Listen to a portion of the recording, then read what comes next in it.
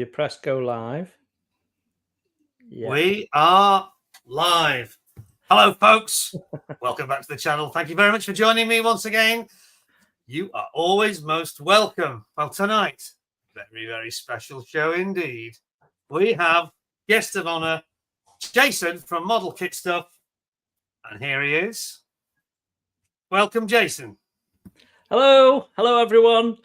You know what? It's really strange not doing my intro to a video when I first come on.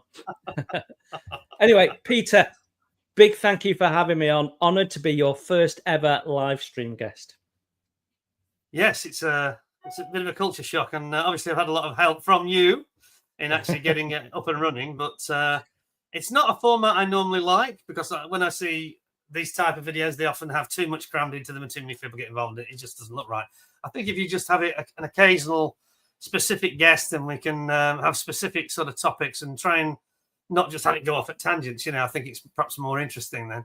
So today, it's been 4 months since we had our Christmas show when I was the guest, which I was very grateful. I really enjoyed that at Christmas time. Now it's Easter. If you look over my shoulder, folks, got the Easter bunnies over in the corner there with the light behind them. Now, I just want to say that because I am now sort of doing the intros and everything, it's impossible for me or Jason really to actually say hello to everybody in writing like we would normally do. So we'll call your names out later. We'll say hello later on, but we'll get off and running and see where it goes really. But we've got some sort of ideas about a few themes to talk about that some of you might find really interesting. And I think first just talk about a couple of things that are close to our hearts. And I wanted to start this show something that some bad news that the modelling community had about a month ago, and it was actually from Jason. I learned about it actually, and this was the news that Pete Holroyd from Oz Scale Modelling passed away very sadly under very unfortunate circumstances. Now, I didn't know Pete that well, but I would dip in and out of his own shows that he used to have on. It did become, for some of us in the UK anyway, a bit more difficult when he moved to Thailand because of the time differential wasn't great. But they were always very enjoyable, very friendly atmosphere, and he was a fantastic modeler, and he did this Tyrrell P34 F1 car, which is why it really grabbed my attention, and I really enjoyed watching and watching his build of it. It's fantastic, and we had a few interactions, but I think he's quite a sad loss to the community, and I think a lot of us watched him, and Jason knew him better than I did. So what do you think, Jason? Perhaps you say a few words about Pete. Well, yeah, I mean, like for many of us, it was a real shock. I mean, I found out from one of my subscribers, and what it brings home is actually, as a YouTuber, I've got subscribers and I've got fellow YouTubers who I'm friendly with, and Peter was one of them. And actually, we're a community, and the community sort of comes together more than ever when something like this comes along. So it was really sad and a real shock to me, because Peter and I started our channels at similar times. I'm not sure who actually started their channel first, but you've got to remember that Peter wasn't just starting as a YouTuber; he was starting his journey as a modeler as well. And he picked it up pretty much because of the pandemic, and started modeling. Had never done it before, and he very quickly picked it up. So he had a talent for it. And for a long time, he was on my Friday night chats, and we talked about modeling offline quite a bit. And then I will never forget the experience of building the Queen Mary 2 with him. So we started off. I had this idea: we'll do a buddy build together, and he was really up for it. He'd built a couple of ships, and he was still building his channel very much at that time, and he'd been talking to me about wanting to do some lighting. So I said, well, the Queen Mary 2 would be a really great platform for that. So he agreed to do it. And originally we thought that we would sort of build in tandem, and he would pick up some stuff as we went. But Peter being Peter, he just got stuck into it. and I think he was finished about 12 months before me.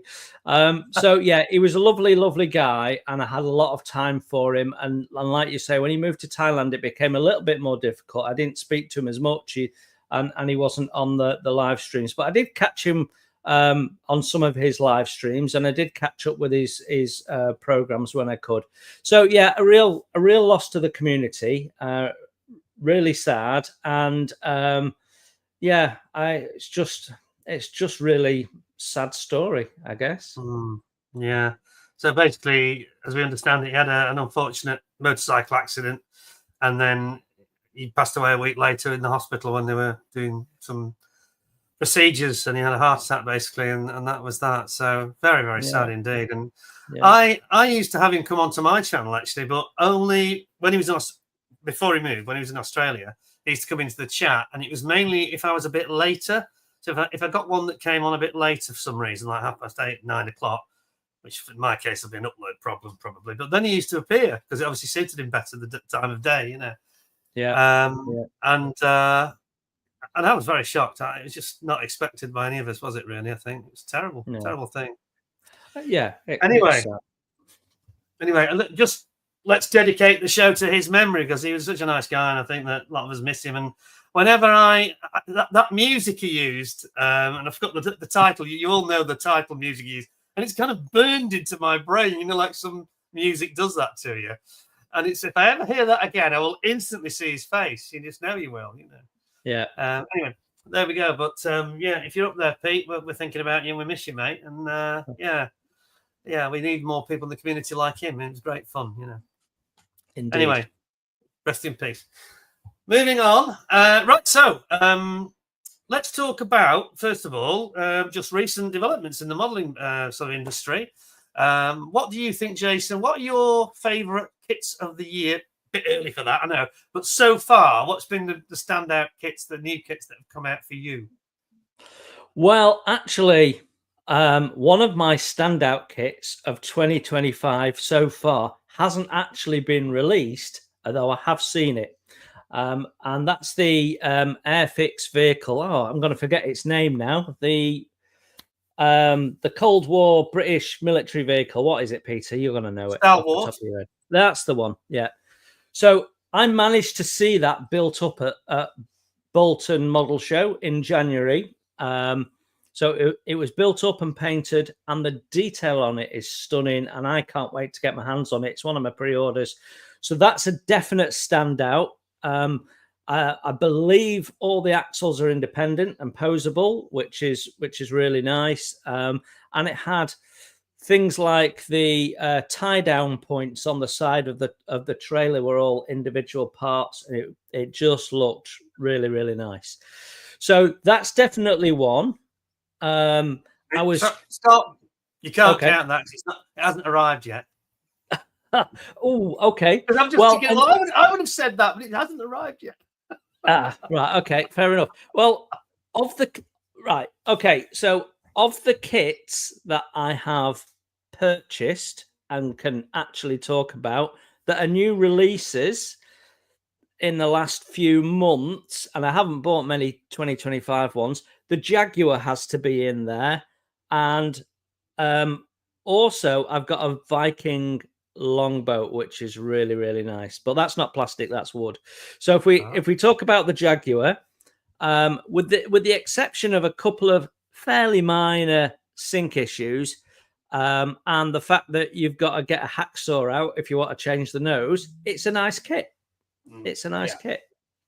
The only other thing I noticed, and I did mention this in my review, but this came home to me, and the reason I mention it tonight again is because a couple of days ago I found a book, a reference book I've got about the Jaguar, and out of this book floated a couple of pieces of the original instructions for the 94 kit, the Hella kit that they shared with Hella, the tooling, and it still had some of the decals in it, and they floated out, and it was the central, the tanks, the wing tanks, and the central reconnaissance pod, and it went back to what I said in my review.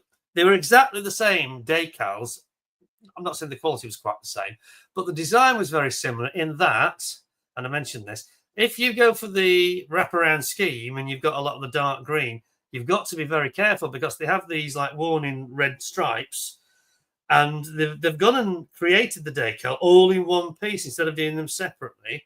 So you have a huge clear area. So if you're not careful and you're putting that down on the dark green and you haven't got a really mirror finish, you're gonna get silvering, and that worried me when I saw the review. And then when this dropped out of this book only 48 hours ago, and I thought, oh yes, that it was exactly the same back in '94, so they didn't really make a change there. And it's especially on that central pod, it's quite a long decal, a lot of clear. Do you know what I mean? Yeah. So that's I did mention it in the review, so I'm not going to sort of revise my opinion of it, but people need to watch out for that. You know, if they do the wraparound scheme, there's a lot of dark green. Be very careful. It needs to be dead smooth, otherwise you're going to have trouble, like I normally have. Well, you know, there's no such thing as a perfect kit. There's always something you would improve or do differently if you were the designer. You know what I mean? But yeah, I mean, all in all, I think the Jaguar looks like a very nice kit. I really enjoyed the refueler truck that they re-released. I mean, that kit's 10 years old, but it's really, really nice. It's 1/48 scale, so you can shove it with a Hawker Hurricane and build a little diorama, which is my intention. So yeah, there's been some nice bits and pieces coming out. I think there's some nice stuff coming out of Revell later this year. We may be seeing Revell turning their fortune around if they carry on in that way forward. So some interesting stuff. Less on the ship, though. Is that right? Yeah, I think 1/200 Olympics due out at some point, but I really want the 1/200 Britannic rather than the Olympic. Okay. But yeah, interesting. For me, the top three for me this year so far, in reverse order, are probably, and the top two are very close. It's probably the Lysander third, which I thought was a nice kit actually. I just was disappointed by the figures because the faces look like they're melted. And it was a bit weird to me because the rest of the figure seemed all right. It was as though that there was something went wrong when they were designing the faces only, you know, because they had nice straps and belts on and all this kind of. It looked fine, you know. And then it was only when I came to looking at the face and it looked like candle wax, you know. Anyway, that was nice.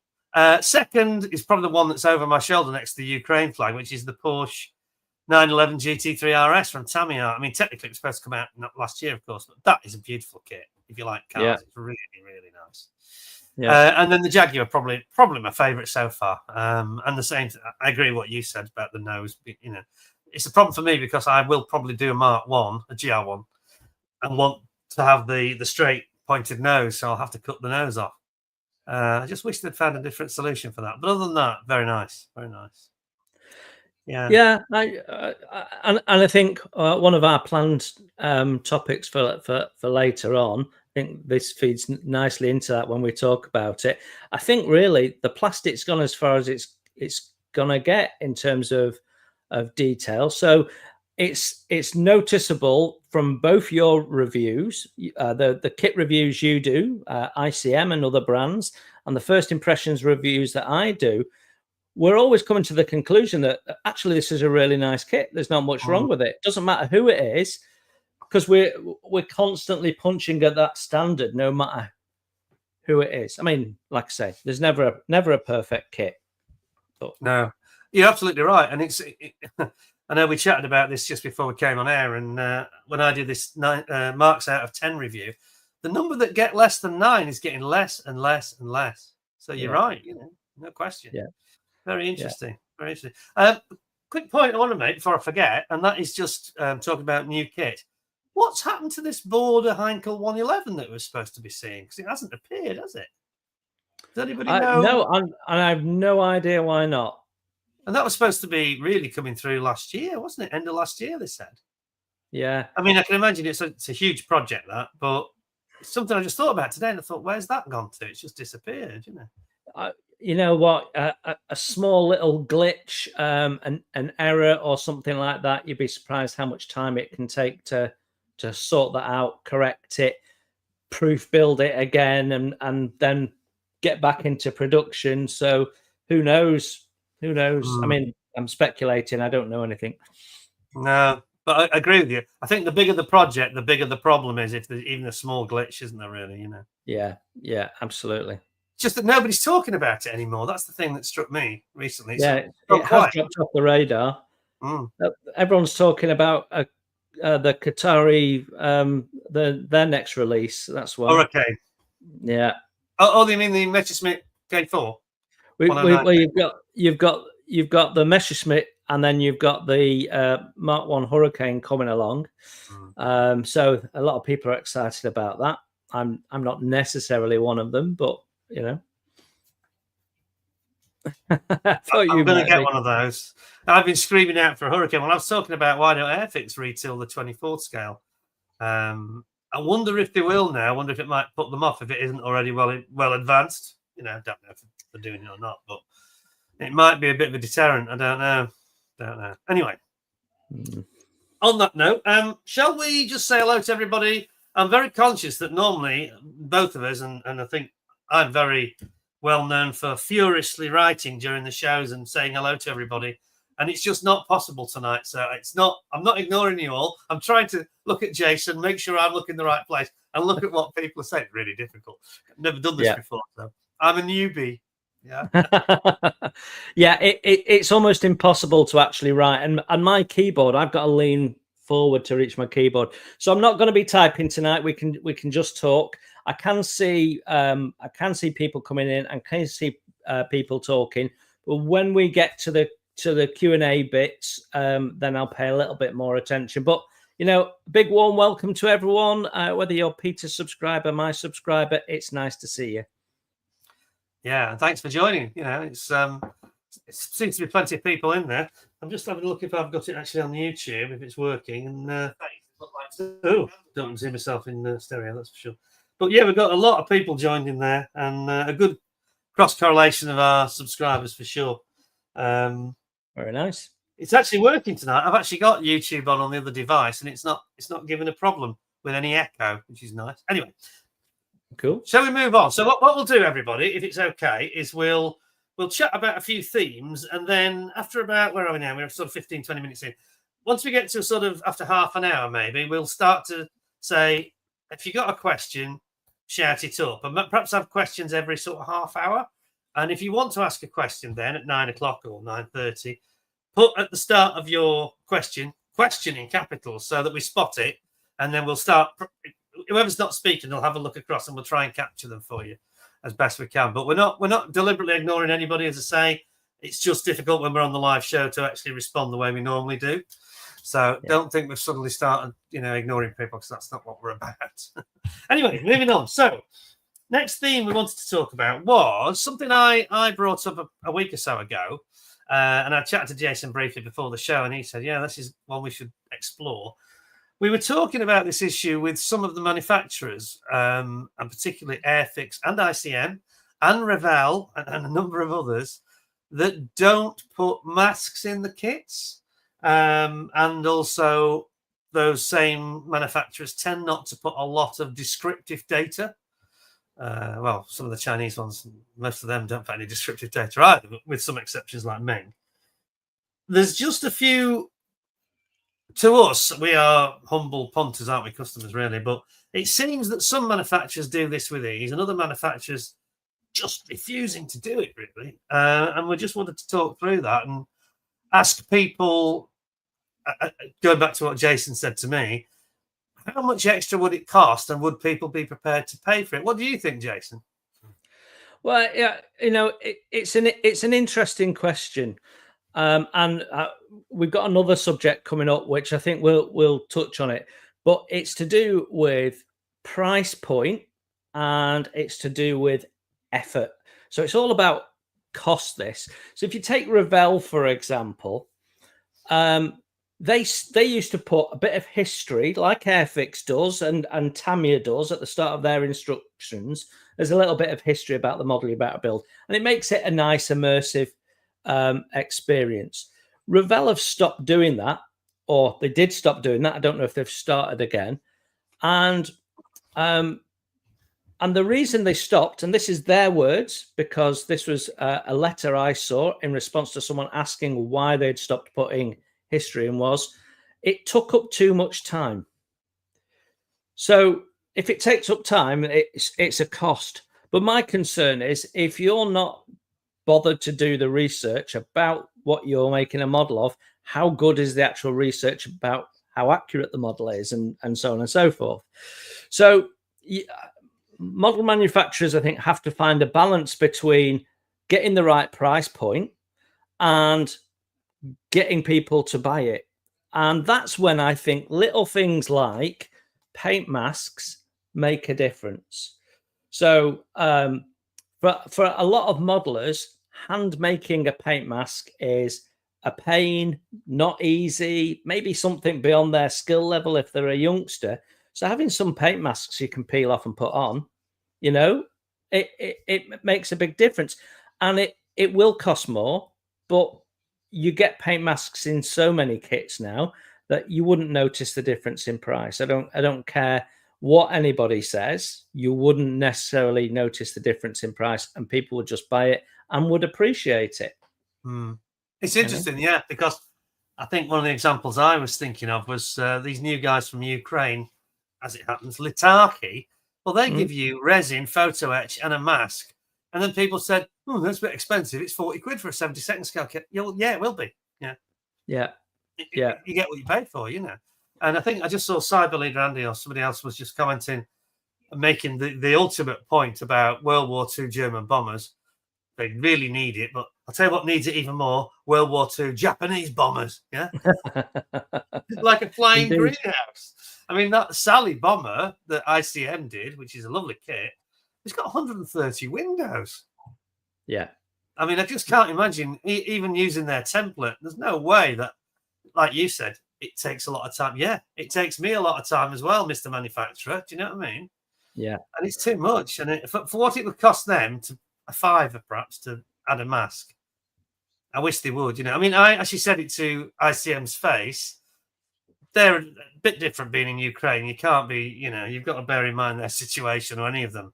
And Litarki are a very tiny company with a very tiny output and very small number of kits. They're up to 4 now. So you can't really compare them. It's not apples with apples. But I said to them, for the future, really, it's something you've got to really aim for longer term, you know, not now, but we are talking about it and thinking about it, you know. And it's just that they keep choosing subjects that, I mean, you're going to have the Hamden coming up shortly. All the subjects they choose, which are brilliant subjects, but they really do need those masks, don't they, really? Yeah. And I guess if you're a manufacturer, you've got to think about, are we going to do it in-house? In which case we've got to buy machinery and get staff to do it. And what's the cost in that? And then how long does it take to pay it back? I guess Tamiya, for example, do it in-house because they always do the printed masks, not die cut. Sorry, just a small accident. Okay. Not my Jeremy Clarkson beer went a bit wrong. But then, so if you outsource it and you're buying it in, you've probably got a minimum order quantity you've got to order. And then if you're someone like Airfix and your kit's being manufactured in India and packed in India, you've then got to get that aftermarket stuff over to India. So there's lots of other costs that are added to it. And I mean, we're going to talk about 3D printed parts later on. It's all about cost. So I understand when Airfix go, you know what, we'll let the aftermarket boys do it. I do understand that because it might be a more significant cost than you think. But my gut feeling is if they really wanted to do it, they could find a way. I mean, it's like they dropped putting figures in. Nobody builds aircraft with figures in, was what they said. So we're not going to do it anymore. And groundswell of modelers saying, but we want the figures. And suddenly the Lysander's got figures, you know, and the Jaguar had figures. Figures are clearly back then. Yes, absolutely. Yeah. Well, I had that conversation with Dale myself 2 years ago. I think David was with me at the time. And I said, you know, the trouble is they brought the ones out on the Gannet, which were particularly poor, I thought. So these Lysander ones I grumbled about earlier, they're still better than the Gannet ones, I think, anyway. Yeah. But yeah, I agree completely. We really need figures. And some of those kits over my shoulder, the Tamiya ones behind me, I mean, they have got some beautiful figures in them. You know, there's not one of them that's got a bad figure, really. Not one of them. So, yeah. And I think it's definitely something that tester power or people power has perhaps had an influence, you know. Yeah. So if there's enough people saying we want it, they will find a way of doing it. And I understand price point, because when the Buccaneer came out, everyone complained 70 quid for a Buccaneer. So they 74. do, yeah, so they have to be careful about price, and I get it. I mean, someone has just pointed out Aubrey, St. John, no stands included. Yeah, I agree, but how many times have you bought a Tamiya kit aircraft that comes with a stand and then you've built it and put it on a stand? Well, I have, but am I lying to you? I'm lying, aren't I? I think I'm lying. I was just going to say, I did. I got my Spitfire. There you go, folks. Yeah. So there we go. Tamiya Spitfire, 32nd scale. Yeah. Oops. But listen, I'm not lying. I've got the stand, and I have had it on the stand. Yeah. It's just that I put it with the figure, so I put it down below. But I've got that, and I've got the Mustang, and I do sometimes I get bored and I put it on the stand in flight, you know. But the beauty of those is you can change the undercarriage back, and they clip in, and they have magnets, and they clip back in, and with I think one screw on either side. That's it. It's in flight again. Yeah. Now, okay, that's a bit expensive. It's 32nd scale. I suppose they can't do that on everything. It'll be interesting to know, take your point forward, really, about this 72nd scale F-35, which is a lovely kit, by the way, if you like F-35s. Because that comes with a stand. I wonder how many people put it on the stand. I would, actually, because I think it looks. Yeah, I do hang both. Hang on a second. I think I'm talking rubbish. This is the one, isn't it? That's the B. That I've got the B. Okay, they do the A and the B, but on the B you can't. You can't, because there's no in-flight. Sorry, you can put it on the stand, but you can't have it in flight mode. That was the thing with that kit. So you can have it hovering on the stand, but bizarrely you can't have it with the engine pointing backwards. Yeah. So Damien has just made a point about having the stands as optional extras, which of course is what Airfix do. They sell a set of a box with stands of different sizes in, which I can't remember how much they are, nine quid, and you get something like 20 stands or something. And that's what I've done. So I have some aircraft on stands and others not, but which is helpful for display because I can get two in the same footprint. but I think that's the point. It's how, you know, with something like a stand, not everyone's going to use a stand. With something like a paint mask, you put them in there, almost everyone will use them. I agree completely. Yeah. And the trouble is, you know, those clear stands, I think many of you have seen that I've got the fallen Nats, which they've just reissued, by the way. And I've got that on the Airfix stand, which I had to buy as an optional extra. But they are just crap now, you know. They just they were designed in the early 60s, those stands. Yeah. I mean, I had them myself in about 1968, 69 when I got my first model. Yeah. Well, they did come out with a new supposedly improved stand, and then they dropped it and continued the old stand. In fact, for a while, their instructions kept showing you the newer stand that you couldn't buy, and you know, cut two holes in it to put this stand on that you couldn't get hold of, and didn't come with the kit. It was a bit bizarre. That is very, very weird, isn't it? That's very weird. Of course, what I would really like to see would be, I'm bound to say this, aren't I? But a Matchbox type stand, just a modern evolution of that. An angleable stand, you know? A posable one, yeah. Yeah. Because, absolutely. You know, forgetting the Matchbox nostalgia, it was just a very sensible solution, wasn't it, really? It was, and as a kid, I used to change the position of it, you know, and I remember having a 262, a Measurement 262, and a Spitfire, and I could move them around on my shelf and change their position so they were dogfighting and stuff. So as a youngster, that was a lot of fun. The problem, of course, was it was a great big chunky ball joint, which sat underneath your aircraft and didn't look very sightly. So you're right. If you could put the ball joint inside so you couldn't see it, and do something with the modern wizardry that we can do. Yeah, maybe in the base. In fact, maybe if they reverse engineered it and had the ball joint in the base. Yeah, maybe with a screw to tension it, and then you could actually decide how, when you want, maybe just release it with the screw and then reposition it and tighten it up again. I mean, it's doable, isn't it? This is the thing, but nobody wants to do it. A bit like, dare I mention it, dioramas, same thing, really. Anyway, we don't want to turn this into Matchbox March. It's all right. Yeah, I mean, and only really Matchbox are the only people that ever really did that.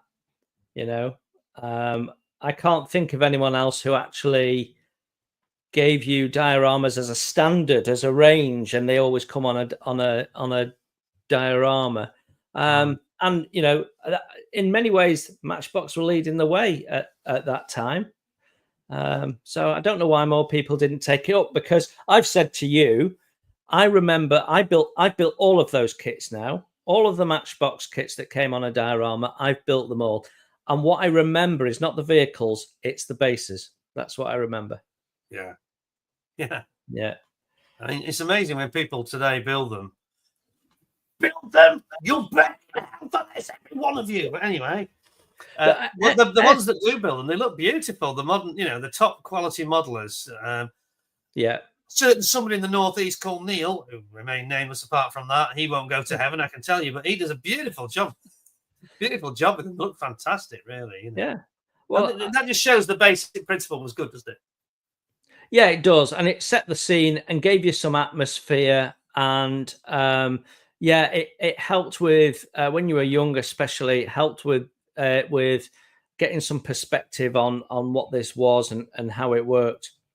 And you could copy the box art, and that was always quite nice, So yeah, I like them. I miss them. I sometimes build Matchbox ones just because I quite like doing that again with the pre-made diorama base. Of course, Airfix did some with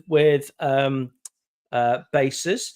So they had like the D-Day landing set had a base with a shoreline, and famously the one I built and really loved was the Japanese command post, jungle command post, which right.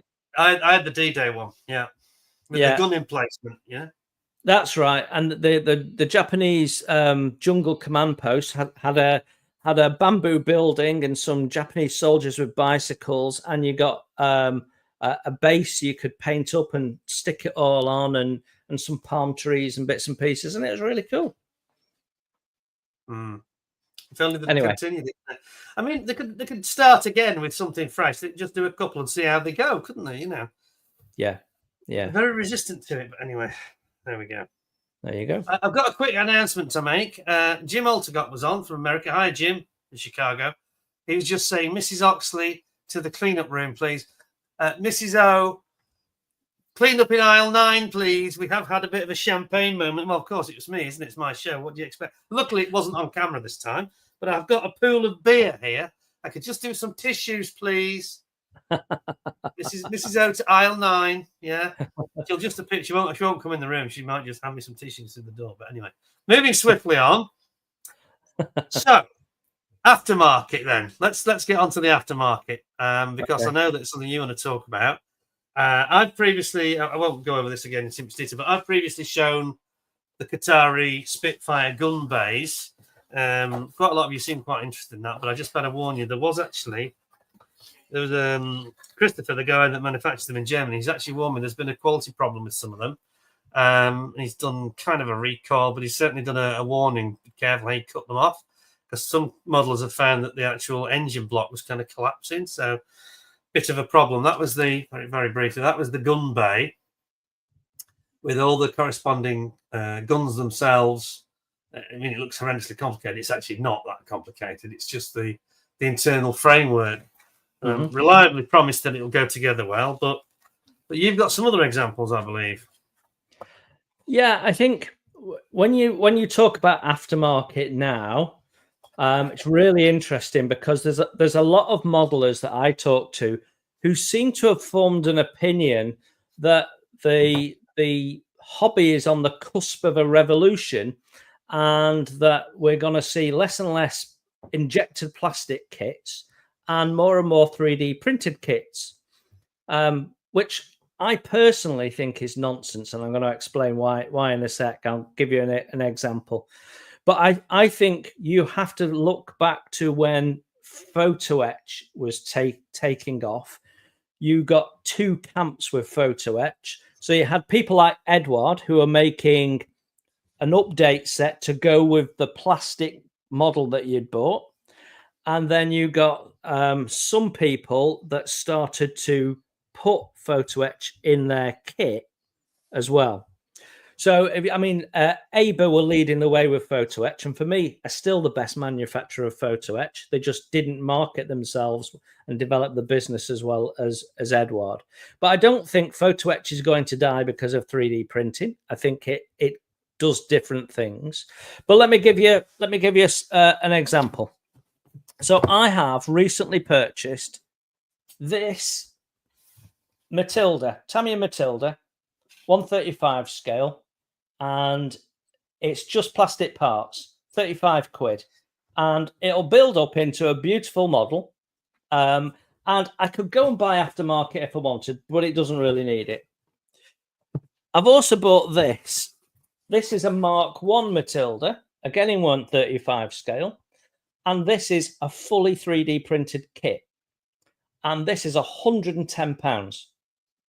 So that's the problem with 3D printing at the moment, at least, is cost. So I think what will happen is you're not going to see people like Airfix stop making plastic and start making 3D printed. What you might see is them using 3D printing for certain elements in the same way that some model manufacturers started using photo etch for certain elements. So if you can perfect 3D printing in clear plastic, it's a great way of doing complex canopies, for example.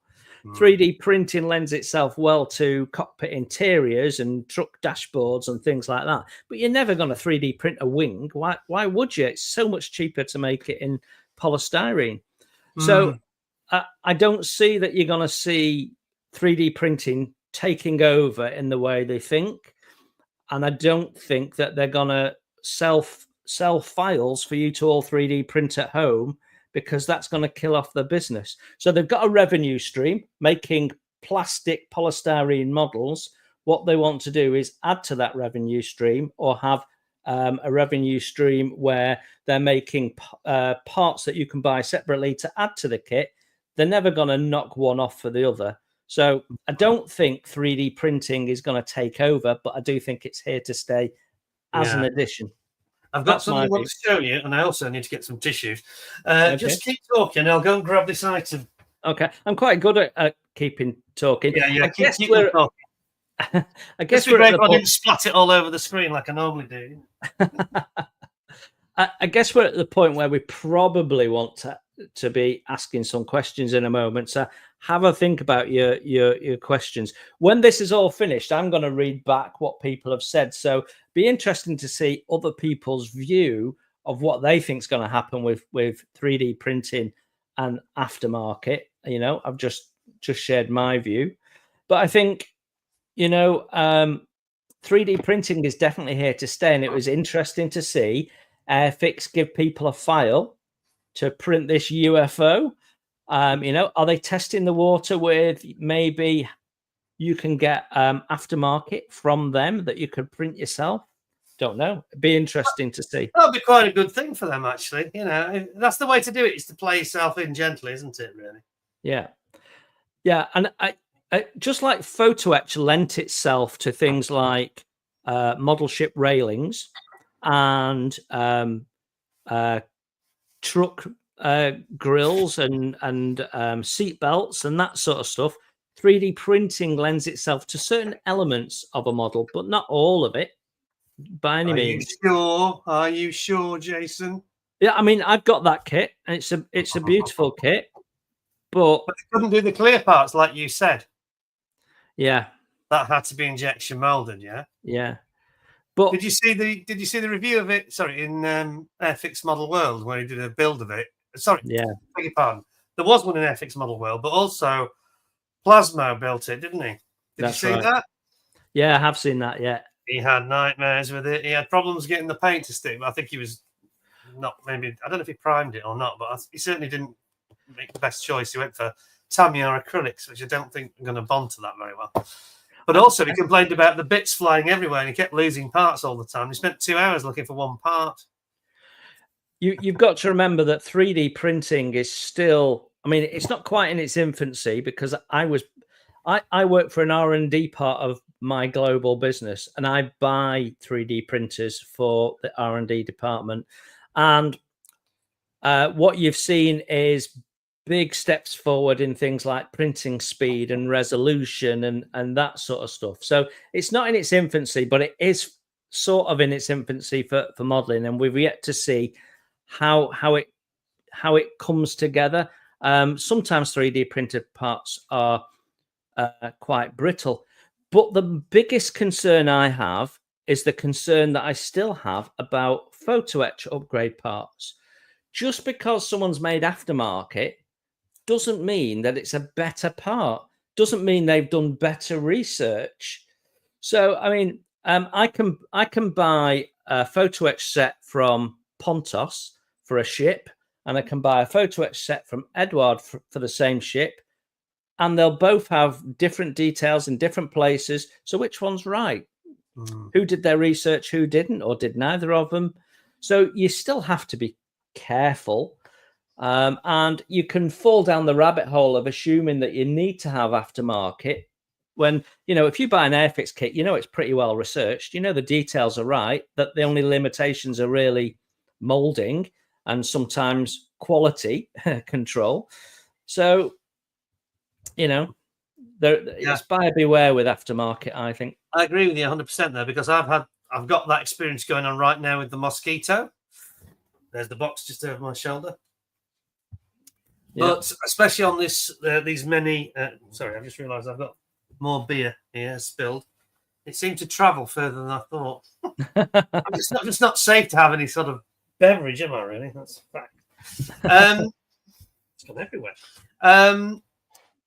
In the cockpit, I've got the Edward zoom set, I think it is, and exactly what you just said. There's differences between the photographs and the Tamiya etch and the Tamiya molding of the actual parts, and so you've actually got 3 different versions, and it's like you say, you're thinking, well, this is what's been bogging me down with this build. One of my excuses really, I've been thinking, well, which is right, and it makes you very uncomfortable about which one to go with, And I do think that Edward in particular do have a habit. Some of their stuff is really good, but some of it isn't very well printed. It's the printing that's not good, and some of it just looks like it's generic, and it looks the same as another kit that I did a week ago. And I'm thinking that can't be right.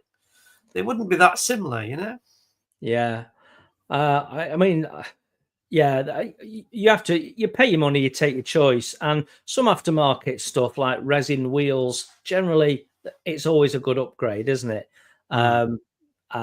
And things like exhausts for aircraft, if you get them in resin, they're generally better. You've got the weld seams on, you've got the openings and that sort of stuff. So it lends itself to that. But other stuff like pre-printed coloured photo etch, never liked it. Firstly, the texturing's all wrong. It's all bumpy.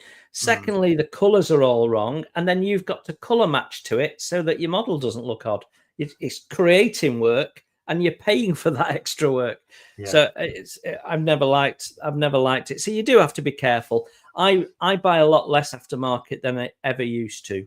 I got caught with the bug and spent a lot of money on upgrade sets and put them in my models that are actually in my stash and I'm not actually building. And I dread to think how much I've spent and invested on aftermarket that'll probably never see the light of day. So I don't bother so much now.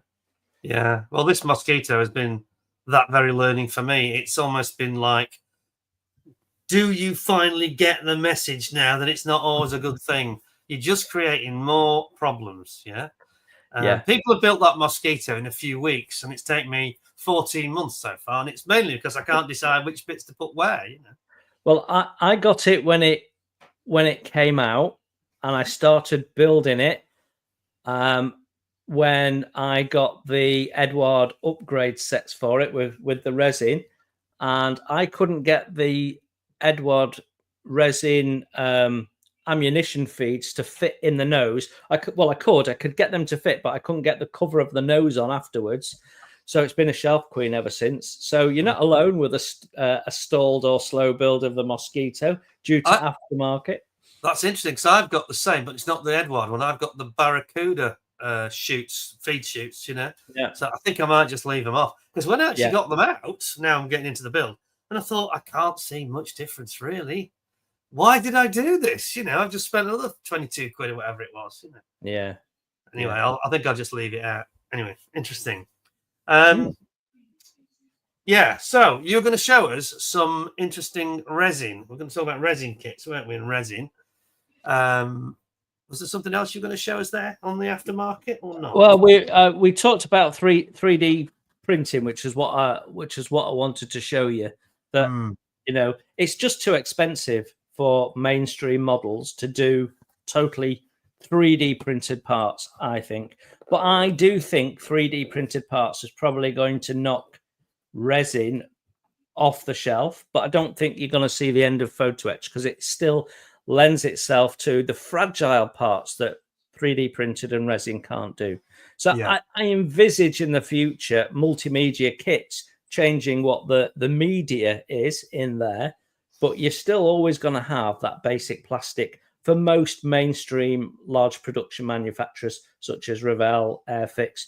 Tamiya, if they keep doing kits, I've got a feeling they're pulling out of the market. But what? Don't say things like that. You give me a heart attack. I tell you what, though, you could be right because they certainly haven't been investing in it recently, have they? That's for sure. But they've been really pushing their RC business. It's a shame, really. That's our loss for sure. For sure. I mean, there was one manufacturer whose name David Mummery's on somewhere. I know David will know this because he got this for me, which I did show on the channel about a year ago. This little, I think it was 76 scale or 72nd scale Scorpion tank. Yeah. And it was all resin, you know, and the Scorpion and Scimitar options with the different guns, obviously. They were very nice, but they weren't expensive. They were only about £25, I think, something like that. Right. The other thing I wanted to mention while we're talking about this subject finally was before we sort of have some questions, isn't it? But was just the final thing is 3D printed decals, instrument panels, like a certain manufacturer who's in Russia who pretends they're in Kazakhstan. Do you know who I mean? Yeah. A company that moved its registered address somewhere else, but it's still manufacturing in that country that we're not too keen on. And it's trying to kid everybody they're now in another country and they're not. So I'm not going to name them. I think we know who I'm talking about. And it's not just them. There's others as well. But I haven't actually, if I'm honest, I haven't experienced these 3D printed instrument panels. Have you tried them? No, I haven't. And the reason I haven't is I can't really see the instrument panels when I finish the build. So why am I going to bother? Yeah. I mean, they do look good. I have looked at them. You know, in principle, they look good. And if you were doing a large scale, you know, if you're doing the 124 scale Hellcat and you want to upgrade your dials, go for it. But 172, 148, why are you going to bother? Yeah, I just noticed in the chat there that Stuart Carey just made a comment there saying basically that if you're buying these completed instrument sets and completed cockpit sets, it's not really scale modeling. And I don't want to be one of these sniffy rivet counter types, but I think he's right. You know, I feel that way really. And I made this recently. I made the joke about, are you a CAD modeler? Cheating and deceiving. Yeah. CAD. Yeah. And that is what I was talking about. Just dropping in completed, almost like a toy cockpit. I'm being a bit harsh saying toy, I know. But dropping in a completed unit and then saying, look at the beautiful model I built. And I've said to people, look at this, and they go, God, that's really epic, you know. And they say, did you paint all that yourself? And then you go, yeah. And I guess it sits with why are you a modeler? Because for me, I like building stuff. Yeah. So it's the construction I enjoy. Painting's a necessary evil, and I'm not too fussed when I've built it. I'm done with it. I put it on display, but I don't. I'm not building things to build a collection. I'm building things because I enjoy building stuff. And the more you simplify things and perfect things in a factory, the less you're building. And if you think about modeling back in the 80s, you did a lot of scratch building to improve it, and you got invested in it and what have you, and you were making your own rivet heads on tanks and all that sort of stuff. And now you're expecting it all to be done for you, and if it's not, you're buying aftermarket. And you come back to this 3D printed tank. I mean, that's the wheel assembly. So you've got the wheels all assembled, the tracks all assembled. All I've got to do is stick it on and paint it.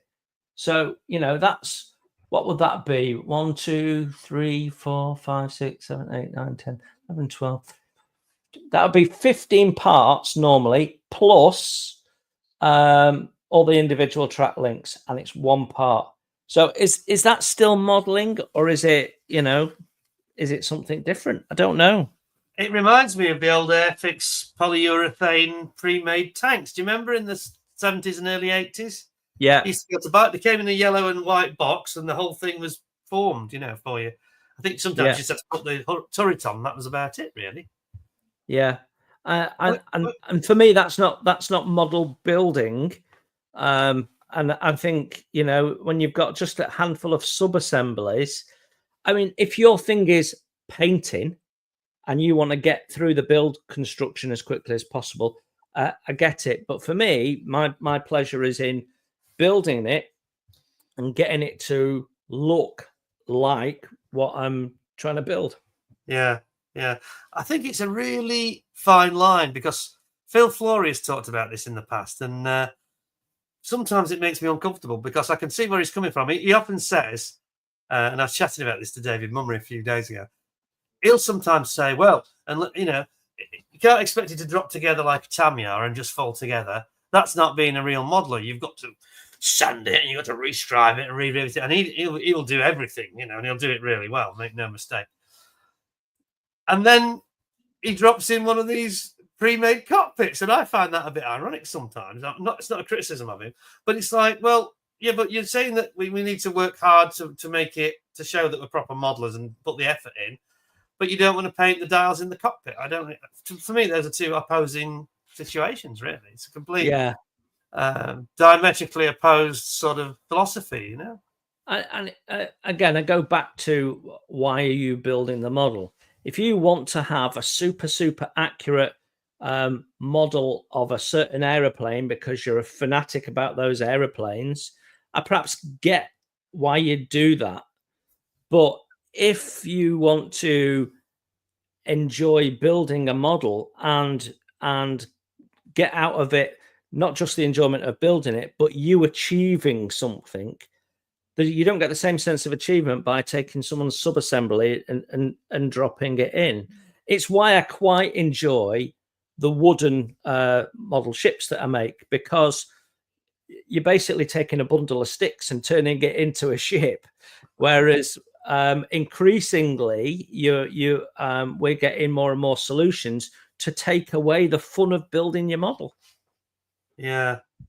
I mean, I always think about the Tamiya approach. It's kind of down the middle for me. It's not a toy. It's not toy-like, but it's not one of these things I've got here. Something that is going to make you have a trip. Yeah. Trip to the mental hospital at the end, probably. You know what I mean? Yeah. But there's a difference. There's a difference between building something and having to bring something together because of bad engineering, I'm not saying we should go back to warped parts and lots of flash, but you know that there has to be a point where it's no longer a model. And you know, this is a model. This 3D printed tank Matilda, it will look absolutely splendid when it's done, and it is a model. But you know, this is the main body. It's almost built for you. So you know, I'm not going to enjoy building it as much as I'll enjoy building the Tamiya one that was only 35 quid, and I go back to this was 110, and it looks beautiful and it's very accurate. And I actually bought it from Bovington Tank Museum because they endorsed it. But is that, you know, what forgot? I've got something like 30 parts in the box. Gosh, it's like you said at the beginning. It's really just for painters, isn't it? Really. Yeah, and you know, I get that if that's your thing, and if you want to get it built quickly, so you can put it on a diorama. I get it. So model manufacturers have got to find a balance where they cater for everyone. I suppose it's probably been popularized by this World of Tanks type wargaming scenario where people are not really modelers and they just want to have a squadron of tanks, don't they, on a board or whatever, you know, quickly. Yeah. Interesting. Anyway, I thought we'd... Anything else? Any other comment on aftermarket you'd like to make? No, I think we should perhaps do a bit of Q&A. Absolutely.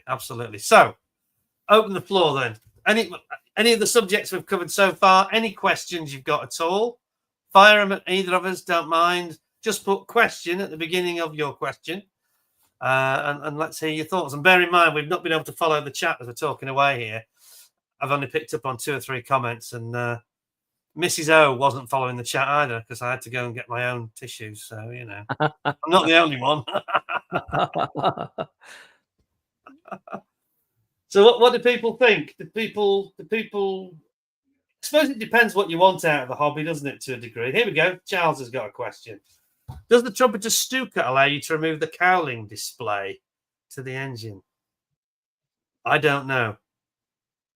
No idea. I haven't actually reviewed it. I've never seen that one. Based on my previous experience of Trumpeter aeroplanes now, I know that Jason's view is different because he says that the ships are better. But the aeroplanes tend to be a bit ropey in my experience. No, that I think the answer is Trumpeter are prolific at making ship kits, and we welcome that.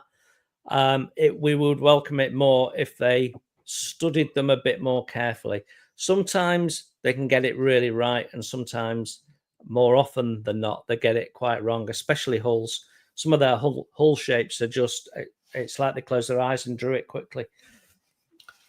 Yeah, and they haven't been much better with things like the Hurricane and the Fairy Battle they've done, is it? They're never quite right. You know, I wouldn't touch a World War II British warplane from them. No, not really, you know. So, not sure. 30-second scale. Yeah, not sure, Charles, on that one. Not sure. History and Plastics asking, what do you think of 1/16 scale?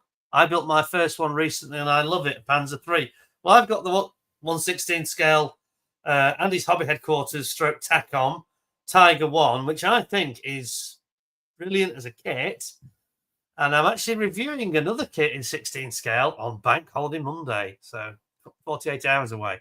Stay tuned, folks. But what do you think, Jason? Because it's big, isn't it?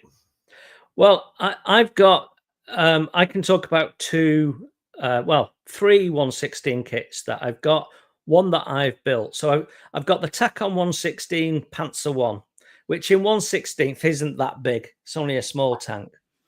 I've got the Tamiya 1/16 King Tiger tank radio controlled one, which I think was 600 quid or whatever it was when I bought it, which is nearly finished, a shelf queen, because I had problems trying to get the tracks to work.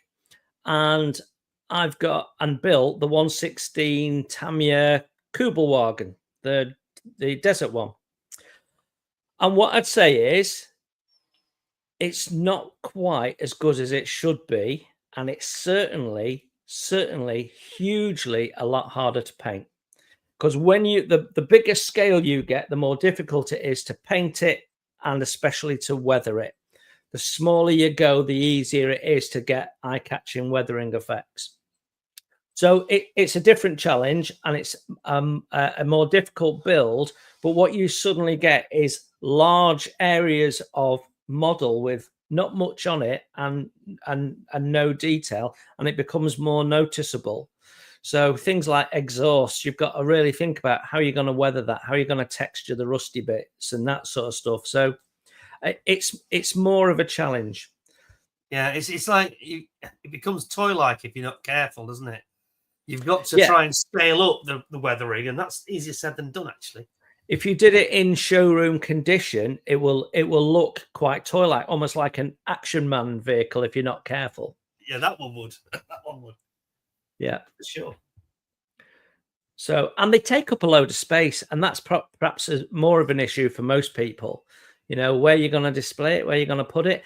When I bought the radio control one, that was different. That I'm going to take that, put it in the boot of the car, and go and put it in a car park somewhere and blow things up with sound effects. It's brilliant. If only I could make the damn thing work. Yeah, I know what you mean. I mean, when I bought that, I thought it was going to be really nice, and it is, but it does. You're still stuck with the same problem you describe. Is that you've got to think you need a case for it, really. A cabinet, a cabinet's too small. It needs its own case, really, to keep it dust free. But you can't really do a diorama with them. That's the problem, isn't it? Yeah, and the reason why I bought the Panzer one, because it's desert paint scheme, so that's going to be easier to weather because I can do all sorts of scuffing and dust and stuff like that. I think it'll look more attractive, and it'll be something different on the channel when we get to it. Yeah.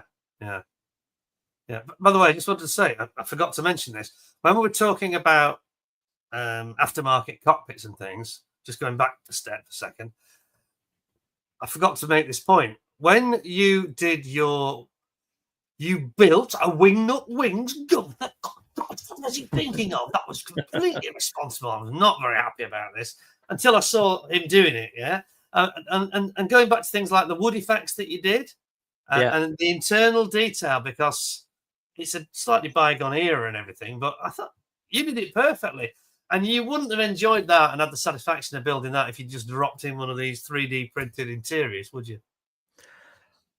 No, it was interesting because I have a method of doing wood painting that most people do it with oil paints and stuff, and it takes like 3 days to dry, and you've got to put it on cardboard to soak all the linseed oil out and all that palaver and nonsense, and you don't need to do it. So I quite enjoy doing wood paint effects. But I tried out some wood effect decals on that build. So right at the start of the build, I laid the floor with decals, and they looked awful. It was pixelated. The decal print was pixelated, and they looked awful. And trying to get them flat and smooth, and it was a complete waste of time and a complete waste of money. And painting it was better. So yeah, and that's the joy of modeling, how well you can make something look. And of course, you're only really building it for you, aren't you? So it doesn't really matter how bad it comes out at the end, as long as you enjoyed doing it. Yeah. I mean, that for me is a classic there. I mean, if you started dropping in they're not really available, I don't think, anyway, but if you started dropping in pre-finished stuff, what's the point of doing it in the first place? Because it's such a beautiful kit, and things like the little levers and controls are all there, and that's the joy, isn't it? You lift it and you make it pop because you've got all the basic raw materials, and then you just add your skill on top of that, really. Yeah, and that's what I think. Absolutely. And I did consider replacing the machine gun with an aftermarket one, because you could get a better one, a resin one with photo etch, and I thought, you know what, there's not much difference in it, so I'm not going to bother, and we'll stay true to the kit. So I built that out of the box, no aftermarket, and it's my most favorite model build of all time so far. There you go. That sums it up for me, really. That's brilliant. Anyway, sorry, I digressed slightly there, but I just wanted to say how much I enjoyed watching the build, and the results were brilliant. And you'd never get that by dropping in pre-produced, manufactured stuff into it. Anyway, sorry. Anyway, there's some questions, and I think we might have missed some of them. Well, there's one from James McKay wanting to know what I've done with my rhubarb, which I think was the next question. So far, I've done nothing with it. I plan to hack some down tomorrow and make a rhubarb crumble with a half flour, half porridge oat mix. Oh, I do like rhubarb crumble. Makes it more crunchy. Oh, okay. That sounds really nice, actually. That's the one. It's my favourite crumble, either apple or rhubarb, for sure. Yeah. What else have we got? If anybody has asked a question while I've been rambling or I've been asking Jason stuff and we've missed you, ask it again, because we're not ignoring you on purpose if we've missed it. So I'm just flicking back. I may have gone too far here. Let's go back to questions. Blimey, the missus is on. Watch my language. Right, okay. She's trying to see what damage you're doing to the carpet. No, there is no carpet, luckily. It's laminate underneath, but what damage I've done to my jacket, actually. But anyway, I think you might need to go to the dry cleaners. I just don't seem to be able to have a show, any sort of end of year or Christmas party show, without having some sort of spillage. It's not very good. Right, question. Peter, Basil Bean says, back in the day, did you paint Matchbox kits with Humbrol enamels? Would you consider a buddy build with Jason a nostalgic indulgence build? Well, I would, but I'm not sure I want to do it with Humbrol paints. Humbrol enamels. Oh, nasty. Absolutely love them. There you go. We can have a build off. You can use that Tamiya rubbish and I'll use some proper paints. I was always spilling it on the carpet and it used to stain it permanently, and then my mum would get very annoyed and it would just it was horrible. And you get it on my shoes and yeah. So yes and no. I wouldn't mind, but so what you're saying is you've always spilt stuff. I do seem to have a track record, yeah. Right, have we got any more? Any more questions? There's a question about what's the right glue for resin parts. That's a good question. That comes from 8563 Robbie. I don't know what your thought is, Peter, but I would say it depends on what it is you're gluing to. So if you're gluing resin parts to resin parts, most people would probably use CA, but Peter, that's not an option for you. So it'll be interesting to hear your answer. You can use epoxy glues, certainly. Two-part epoxies will work quite well. So Deluxe Materials do some good two-part epoxies that work well on resin. But if you're putting something like a resin part onto a plastic part and it's not going to take any stress, PVA will work as well. Yeah, I've used that in the past. Now, currently, I'm using the Ammo Ultra Glue, which is an acrylic glue. It looks like PVA, but it isn't. It's not got any vinyl in it, apparently. But it seems to work really well. It's quite strong stuff, so that's quite good. But I don't know if anybody else does it under any other brand name. I'm not sure, really. But that's something I've started using, only a couple of months ago, and it's working pretty well. Cool. So that would be my recommendation. For those of you that don't know, if you're Jason subscribers, I'm really allergic to cyanoacrylate. It instantly affects me. If I smell it and it's strong smelling, things like Zappa-Gap, stuff like that, it makes me ill instantly. It's like I've got instant hay fever, stroke flu, and it take a week to get rid of it. It really makes me unwell, so I can't use it at all. Interestingly, I have exactly the same reaction to doing the ironing.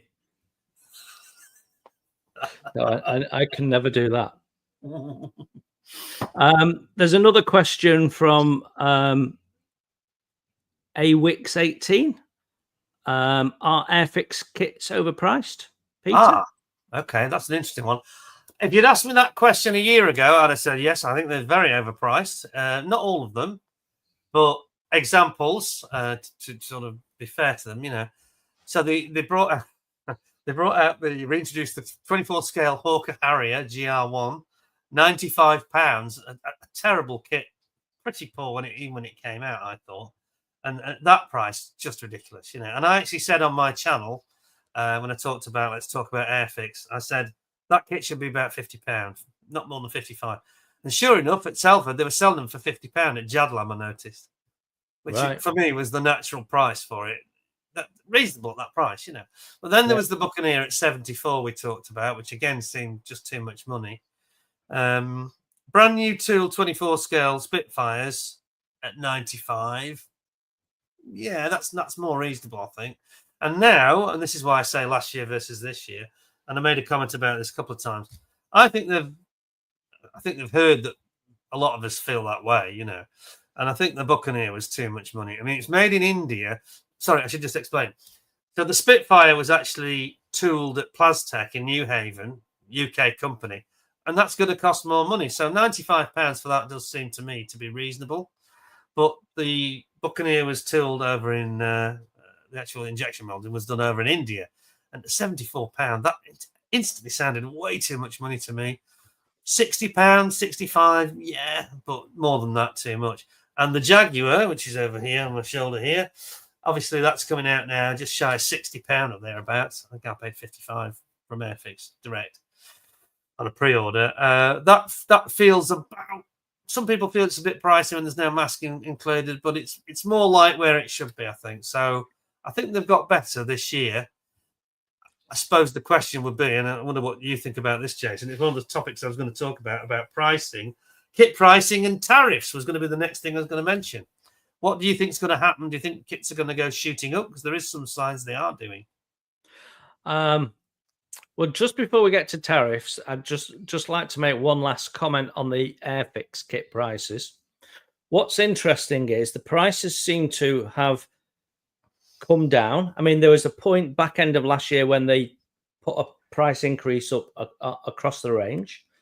But you look at that Jaguar and you've got quite a bit of slide molding on there, which is a more expensive process, and yet the price point is really keen. So you've got two things that are driving the decision on price. You either do it like Ford cars do, where you say, right, how much can we charge in this market, and how little can we get away with supplying for that? Or you can take the Toyota route, which is how much kit do we need to put in the car to sell it, and what's the price point for that? So if Airfix are thinking that they're going to sell enough volume, then they can keep the price a bit lower because the volume of sales will give them the cash flow. Whereas if they think it's going to be a bit more niche and it's not going to sell in volume, then they might put the price up a little bit so that they still make enough on the bottom line to pay for the tooling and justify it. So it's a difficult thing. So you might see this fluctuation. It's not a case of we put 33 1/3 on everything, if that makes sense. So I think the pricing this year, I agree with you, seems to be a bit keener, and probably because sales are improving for them and Airfix are doing really quite a good job. When it comes to tariffs, I think Airfix are in a lucky position because they're manufacturing in India, and there's a lot of manufacturers manufacturing in China. So it's not just a case of are the parts made in China and then being sent to America. It's not just a case of that. It's who's the shipping agent that China's using to ship it to Europe. Are they American? Because there'll be a tariff to pay on it. So I'm getting this in my day job. So I'm shipping stuff all over the world, and what I'm seeing is you've got freight forwarders that are adding costs on because they're using an American flagged ship or it's an American owned company. So you've got lots of people looking at the whole supply chain and where do some of those parts come from. So it might be made in China, but where did the plastic pellets come from? Are they American or have they come via America? What about, the raw material in the decals, in the photo etch, the packaging and all of that sort of stuff? You can't assume it's all made sourced from raw materials in China. So there's supply chains from everywhere. So I would expect to see model kit prices going up. And especially for people like Trumpeter, it could be quite challenging for some people. And I think Airfix might be rubbing their hands right now. there's only one downside. Everything you said is correct, but there's one thing that has got alarm bells ringing in my head, and that is that their tooling is done in China. Yeah, absolutely. And where does the tooling steel come from? China make quite a lot of their own steel, but they also buy steel in from places like India. China only imports about 2% of their goods from America, but you'll have to see. We'll have to see. I don't think there's a lot that's going to impact Airfix. Revell, don't know, because they've got some American connections, haven't they? So don't know. It'll be interesting to see, but there's a lot of manufacturers who actually use China to make their plastic. So Cotair, for example, they're using Chinese manufacturer to make the plastic parts, even though they're a New Zealand company. So who knows? Yeah, it's going to affect quite a few, I think. And the Chinese in particular, of course, I think we can well expect them to see again. It depends on what happens between China and the EU and China and Britain, because we're not in the EU, of course. I mean, at the end of the day, if they ram up, somebody was talking, I read something a couple of days ago on a modelling forum, I can't think where it was now, and somebody was saying, I think there's going to be a 15 to 20% price increase on Chinese kits. Well, some of these Chinese kits are not cheap to start with. Some are, some aren't. Some are quite pricey. I mean, Great Wall Hobby, I've got over my shoulder somewhere, where we got we've got a Great Wall Hobby down here. We've got two of them. 810, and we've got the flanker as well. They're not cheap. They're not cheap kits. And I can see Border, Great Wall Hobby, maybe Meng, these guys. I think the ones that are in Shanghai, in particular, around there, could be a problem. I think they're going to start going up. What you've got to remember is there'll be stock in the system right now. So we need to see where the dust settles with the tariffs, because the dust hasn't settled yet. This isn't, we're not stopping at 250% and the job's done. It's yet to see what happens. But China, what a lot big companies will be doing is they'll be looking for alternatives. So I have products that are made in America that in my day job that are shipped to China. So I've been talking to that American manufacturer about the speed it'll take them to set up manufacturing in Brazil or Indonesia. So that's what people will look at doing. But for a lot of people, they're stuck with it, So anyone who's putting the prices up now is profiteering, because there's stock in the system, not just stock of manufactured kits, but stock that's been ordered and with an agreed price. So I wouldn't expect to see any impact on prices for somewhere between 3 or 4 months before you start seeing any impact, possibly even 6 months, depending on how they order. But raw materials like plastic pellets and polystyrene and stuff, they'll be doing big fixed price orders, may even have contracts with fixed prices, and it's just the tariff impact and how much they choose to absorb and how much they choose to pass on. Most companies will just pass it on because the tariff sizes are too big to absorb. It's not like 2 or 3% of inflation. No. Well, I think it's a very volatile situation anyway, isn't it? And in a month's time, this might have all gone away, frankly. It's one of those situations, isn't it, where there's no certainty it's going to be. There's a lot of short-term stuff going on. Yeah, exactly. Yeah, by Tuesday it could all have gone away. Anyway, I've just noticed that I've not deliberately ignored, but I've missed a question from Chris Jones, and he says, for me, question, how do you sustain your enthusiasm for a kit when it's a long-term build? Well, this is quite a good question for me, because I've had 3 very long builds. The Sea Harrier was a year, which was ridiculous. The worst one, though, for me was actually that Gulf Porsche. Just bear with me. I'll just show you a photograph of it, because I came prepared. He says, did he? Not prepared enough, obviously. Now, this was a model I built, and the day that I started building it, or the day after I started building it, I heard that we got, I don't know if you see this, a lot of reflections, unfortunately. But there you go. It's the Gulf Porsche. Like the Steve McQueen, the one that Steve McQueen drove in Le Mans.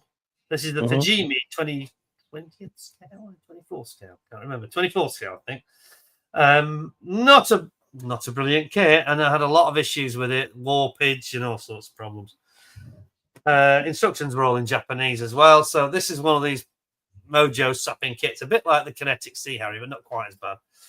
But it took me 3 years, and it's just like it became a shelf queen, and I don't do that. I never do it. I think it's the first kit that's ever sat there for 3 years.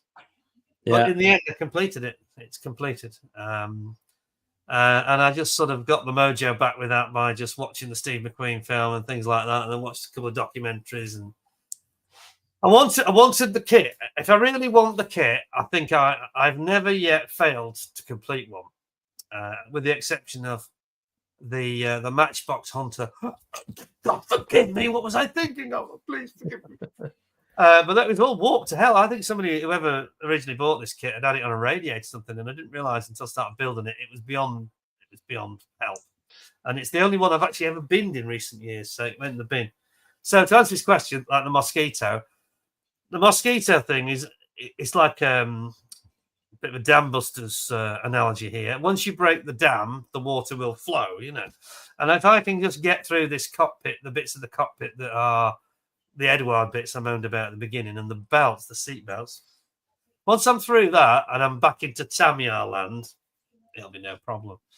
But I think it's, to answer his question, I think what he's getting at is how do you keep your enthusiasm? You've got to want to build it in the first place. If you're just building a kit because you enjoy kit building, this is when you sometimes get into occasional problems because you haven't got the desire to keep going if it's a problem, Yeah. And in the Sea Harrier case, if Airfix had come out with a 48 Sea Harrier by Pramji or somebody, a really state-of-the-art tool, that would have gone straight in the bin, no question. But there was nobody else offering it, and I wanted it badly. So I just forced through in the end. It's not easy, though, sometimes, is it? No, I think your point about being invested in the subject is a big one. But even then, with a big project, I mean, you look at my Scharnhorst project. It's a huge project. I knew it was a 2-year project when I started it, and for me, it's having something else to do as well. So I'm always building multiple projects, so I can swap between them. But there is times when you look at it and go, you know what, I just don't fancy doing that. So you either do something else or you do a sub-assembly of it or something like that. So having something else to do helps, and not setting yourself a deadline. Because if you set yourself a deadline, you just start getting a bit stressed that you're not getting there, and that actually puts you off a little bit more. So it's not a race, So yeah, I think that's true. Very true. When I started the Mosquito, I said, that fatal mistake, isn't it? And I said, I think I'll have this done by Christmas. I'm starting in mid-February, because the reason I'm so keen on this is I was always very interested by the story of the Amiens prison raid by Charles Picard, who was killed, of course, the leader of the raid, and his co-pilot, Alan Broadley. And they were one of only 2 mosquitoes that didn't come back, in fact. So, in fact, I've just been going off at a tangent slightly, but I've just been listening to the audiobook of a book called The Jailbreakers, which is all about this, and it talks about the French resistance. And had I listened to that before, I'd have had even more motivation, because now I'm getting back into the build. I've gone back to it in the last 2 weeks. So if you've got some material or something that just gives you a bit of a push, that just spurs you on a bit, a film or a book or something that, audiobooks are very good for that, I think. Yeah. And if you can just find something that gives you a little bit of turbocharging to sort of make you focus a bit more, it helps a lot, really. Yeah, absolutely. I quite often will listen to something related to the kitten building. So when I've got coming up, just to plug a future build, 50 years of Space 1999 coming up later this year, and we're going to build the big 22-inch Eagle, and I'll put Space 1999 on while I'm building that without a shadow of a doubt, and that'll motivate me to get it done. Yeah, it's brilliant. Yeah. We've missed a question from Damien, and I just don't want to miss it. He said, "What's the vintage kit selection from traders at Telford like?" And my answer would be, they're generally overpriced to where you can get them everywhere else. The only thing you might save is a little bit of shipping. So I wouldn't go to Telford just to try and find a bargain, because there's no bargains to be had. My biggest beef is, and when I was with David Mummery at the last Telford, they're always beaten up as well. They're not in a great condition, these kits, you know. And David bought a couple of kits when he came to the Nantwich show, and they were cheap or cheaper, and they were in much better condition. He got some real bargains, you know. And the ones at Telford, like the Matchbox, they're always bashed. And I don't want to generalize too much, but I've never seen one that I thought was worthy of going into the Lost Ark warehouse, if you know what I mean. Yeah. They're just like they're like a garage sale or a house clearance, that sort of thing. Do you know what I mean? Not great, really. Not great. Can I just? Yeah, go on. Go on. No, go on. You spoke first. I was going to say there's a guy in the corner of Telford who's got, it's like Steptoe's Yard. He's got all these kits piled up. They're crushing each other, and he's stood there. And the longer you stand there, the more the price comes down. So they were massively overpriced to start with. You know, he's knocking off 10%, 20%, 30%. So don't go there for a bargain. Unless, what's next, Peter? Unless you're there for the last hour on Sunday. By which time he's paying you to take the kits. Almost. Right, just lead it on. I was going to just say, can we just now talk about something that is a good segue when we're talking about Chris's question about keeping motivation and mojo going for long bills or bills that turn into a long one. Several people in the last 2 weeks, I think three commenters on my channel have mentioned this again and again on some of these kits, like the Phantom I did, that was David's kit actually, the Zukimura Phantom F4 EJ. And somebody said, I wouldn't touch this. It's just, I'd be terrified of ruining it. It's such a beautiful kit. It's perfect. I'll never do it justice. And it's just, I'd buy it, especially at the price he paid, but I've never built it. Now, what's people's thoughts on this? Because I think to different degrees, a lot of us are guilty of this. We look at some kits and think, well, look at me. Wingnut Wings, build it. You're crazy. Come on. Jason here took the bull by the horns and did it, and did a beautiful job of it, for sure. I'm too scared. No, it's my pension though. But seriously, what do you think, Jason? Are there kits that you are nervous about doing justice to, especially when, and this is what people keep saying to me, so to finish the question, on YouTube, there are these geniuses. You get people like Night Shift and great guys like Spencer Pollard or Phil Florin. There's so many people, aren't there, that do these kits to such a high standard, and you think, oh, I don't think I can match that. And a lot of people keep saying it puts them off. But what do you think? Right. Well, I've been building models now for, in August, it'll be 50 years I've been building models. And in that 50 years, not once have I ever built a model to try and compete with somebody else's. I have never put a model in a show to be judged, and I've never asked anybody to tell me what they think of my model, because it's my hobby, it's my model, and it's my build. So if I build a Phantom and it's not as good as Flory's Phantom, I'm not bothered. If I build a Phantom and it's better than Flory's Phantom, I'm still not bothered. I build it for me. Having said that, there is models. I've got 2 models that I won't tackle, because right now I think I wouldn't do them justice. But that's not quite the same thing as feeling pressured by the abilities of other modelers. And I don't think anyone should feel the pressure. I've got a lot of people that I'm encouraging to build a wooden model ship for the first time.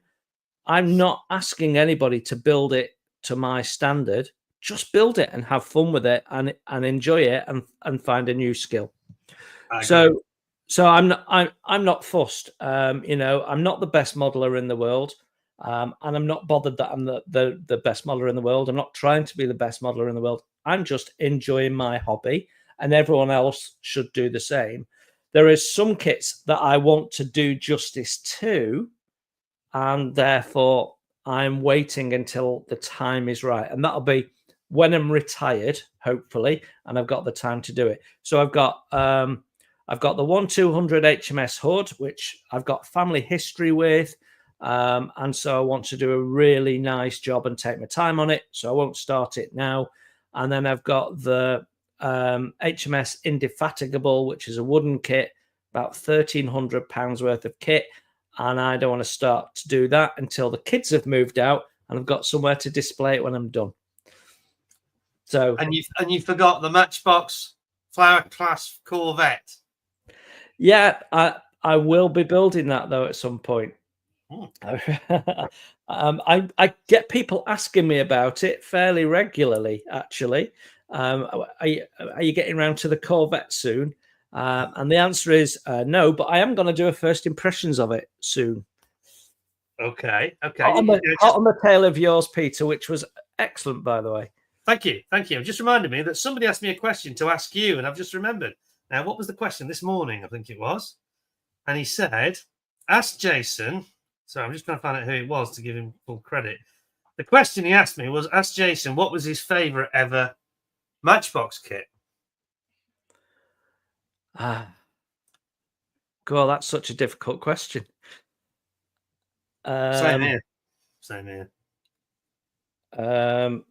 Let's see. I think you answered this last time at Christmas. I think I know what the answer is. I'm very tempted. I'm very tempted to say it was the Corvette because it was my most expensive build at the time. It was the largest build I ever did, and I was really pleased with how it came together. But I also really loved the little 176 Wasp in the desert with a palm tree. I absolutely love that. So one of those two. That's the correct answers. That's exactly what you said at Christmas. Those two. Is it? So still not changed. Yeah, well, that was our friend Nielsen DK in Denmark. It was. I just found it. Anyway, I've got to remember that. So, Peter, I have a small issue, which is my battery is starting to run out. So what I'm going to do is I'm going to very quickly put my charger in, which means I've got to move my camera cable. So I might disappear for a couple of seconds. Right, okay. And hopefully I'll be back, but just bear with me one sec. Right, yeah, okay. So next thing I was going to bring up, which people, please shout out any questions. And as I said before, if I miss your question, ask it again. We'll bound to find it in the end. I'm just looking down if there's any I've missed recently. While we're looking, it's annoying for me this because I can't enjoy the chat in the way I normally can because I'm too busy talking. Obviously, and when you're live, it's not possible. Oh, you're back already. That was good. That was excellent. There we go. All good. Right, just see if there's any we've missed. I don't think we've missed any questions, but if we have missed a question, ask us again. Next thing I was going to ask about was this actually. What people like me, and some of you do, but how many people still buy magazines? Because some people have said in some other chats, have said, "Oh no, don't buy them anymore because I get it all online." I personally, I always prefer a book or a magazine, or indeed even the catalogue. Now, I must admit, I got this one free this year. Oh, not supposed to say that because I don't think Jason got one. But I do like a hard copy. Do other people still buy magazines? Because I buy that and I buy the Tamiya one sometimes as well. That's a good question. I get the Model Airfix World one, but I've cancelled it and it keeps turning up. Oh, you're not paying for it though? I don't believe so, but yeah, they're going to cancel it now. They've watched this. I had the same thing with the Evo magazine. Just like you said, I think I got 4 or 5 months before they actually stopped them, and I wasn't paying anymore. There is a question just popped up from Damien, and he says, "Can you recommend any good hotels or B&Bs in the Telford area?" Now, David Mummery goes to the one that's the pub. I think he likes this one. David, if you're on, I think you are. Can you just shout up and tell us what that pub is called? Is it the Hungry Horse or something? Something to do with a horse, I'm sure it is. That's in a good place. It's on the way into Telford on the Ring Road, I think it is. Anyway, so what about other people then? Do we still buy magazines? Do we see a value in them? Because I would not like to see them disappear. I've got to be honest. I still think they have a value. I mean, Key Model World, obviously they release these and publish them, don't they? They're quite a high quality magazine, the Airfix one is. I mean, there's a lot of Airfix adverts in it, which are a bit tiresome sometimes, you know, plastered with it, obviously. But you're going to get that. Airfix don't actually produce it themselves, of course. Yeah. There's some sort of an agreement they have, you know. But it is quite a good resource. All I would say, in my opinion, on this one in particular, sometimes, and I've got to be careful how I put this, because I don't offend anybody, but sometimes actually the bills that are in there are not quite as unattainable. Can I put it that way? Yeah. As you might imagine. They're actually, yeah, you could easily match that or better it. Not that that matters. But that's probably a good thing, because when the youngster's looking at it, again, going back to what you said, Jason, you don't want these things to always be built by some modelling god that you're never going to match in a million years. But it could be that you're just a much more experienced modeler, and so it doesn't look as challenging as it did to you 40 years ago. I don't know, because some of them are really fantastic. Don't get me wrong. Some are thinking, "Oh, I struggle to match that," but others, you know, there's quite a wide variety, and you get that with the IPMS magazine. Have you noticed that as well? Yeah. Some of the builds that are even on the cover, sometimes they're not something that we couldn't. Most of us that are in the chat even could easily attain it. You know. I think there is deliberate thought about within the hobby about how do you bring newcomers in, and one of the things is, you know, people build a model, it looks nothing like what they've seen someone else do, so they go, I'm no good at this, and walk off and then go and take up embroidery or something else, you know, where so I think there is an element of that. So that's why I don't cut out like some channels clearly do. I don't cut out when things go wrong. If I can't make something fit, or I break something, or I do it wrong, I show it on there. I always do it warts and all. Whereas, you know, you get the impression on some channels a build will disappear and you'll never hear of it again, and it's, you know, because maybe that it didn't quite go the way they wanted, and they don't want to show that to people and become appear fallible in some way. But I'm quite happy to go, that didn't go well, couldn't work out how to put that in. You know, I'm just an average modeler at the end of the day. Many of my subscribers are probably a better modeler than me. Yeah, same here. I mean, I had this experience with the Edward Zero, where, I mean, it wasn't their finest work. It had these damned decals, which are terrible, in my opinion. But the instructions weren't great either. They were really easy to be confused by them. I'm not a fan of Edward's instructions. I don't think they're particularly clear. And I ended up putting, I didn't know this, and I ended up putting the gear legs the wrong way around. That way, opposed, you know. And it was only after I'd finished it, and somebody popped up, and he was absolutely furious with me. And he said, made all these criticisms of Edward, and then you didn't even notice that you put the gear legs on the wrong way around. And when I looked at it, I thought, what's he talking about? And then somebody else popped up and said it as well. But the second person was actually really polite about it and said, just have a look at this. And he recommended a website, you know, with some photos. And sure enough, I'd done it wrong, you know. So I went back to set the record straight.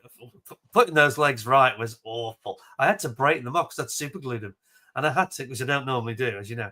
And I couldn't get it out. And I just had to break them off and then re-super glue them. And then you'd never know if you look at the kit now, but it was hell to do. It took me about 4 hours for a simple job, I thought. And then I went back and I reshot the video saying, right, I've come to eat some humble pie. But The point I was making, I said at the end, I said, but I am prepared to say, yes, I've made a mistake. I'm not going to bury my patient here, but Yeah. the fact is, it doesn't alter the fact that Edward still didn't do a great job with it. It doesn't. The fact that I was confused, I suspect I'm not the only one. But going back to what you've just said, I know exactly what you're talking about. There's one or two, I won't name anybody, but there's one or two particular builds where at the end they have this slightly suppressed lighting, and you're thinking, hang on a second, that's a bit odd. Why aren't we seeing it nice and close up in HD? It's almost like soft focus at the end, and you're thinking, Yeah, that touch-up didn't go so well at the end, did it? Yeah. Okay. Go on. There's a question being asked from Brian. God forbid your house were burning down. What's the one kit you'd save? Oh, the one kit I would save. That's such a hard question. When you've got a collection of mint matchboxes, yeah, absolutely. Exactly. And the Wings Lost Ark. I would I'd probably throw the wife out the window onto the lawn and then shout, "Catch these!" Yeah, and I'd throw the Lost Ark, the Matchbox boxes, maybe the cat. It's really hard. If there was one kit, I mean, in truth, it would have been this one, the Mosquito. Yeah, because that's probably been my favorite kit. And I have, despite the problems I've had, it's nothing to do with Tamiya problems I've had. And it still remains my favorite, I think. So, in truth, it's probably that. It's probably one of the most expensive kits as well. £200 they are now. So, what about you? Well, I'm just contemplating my morality right now, because you went straight to, I'll chuck the wife out of the house. So you saved your wife first, then your kits, then your cat. Yeah. I didn't think about my kids or Paula. I just went straight for my model. So I think you've done a better job than me. No, I only wanted to chuck the wife out first so if you can catch them, they don't get damaged when they fall.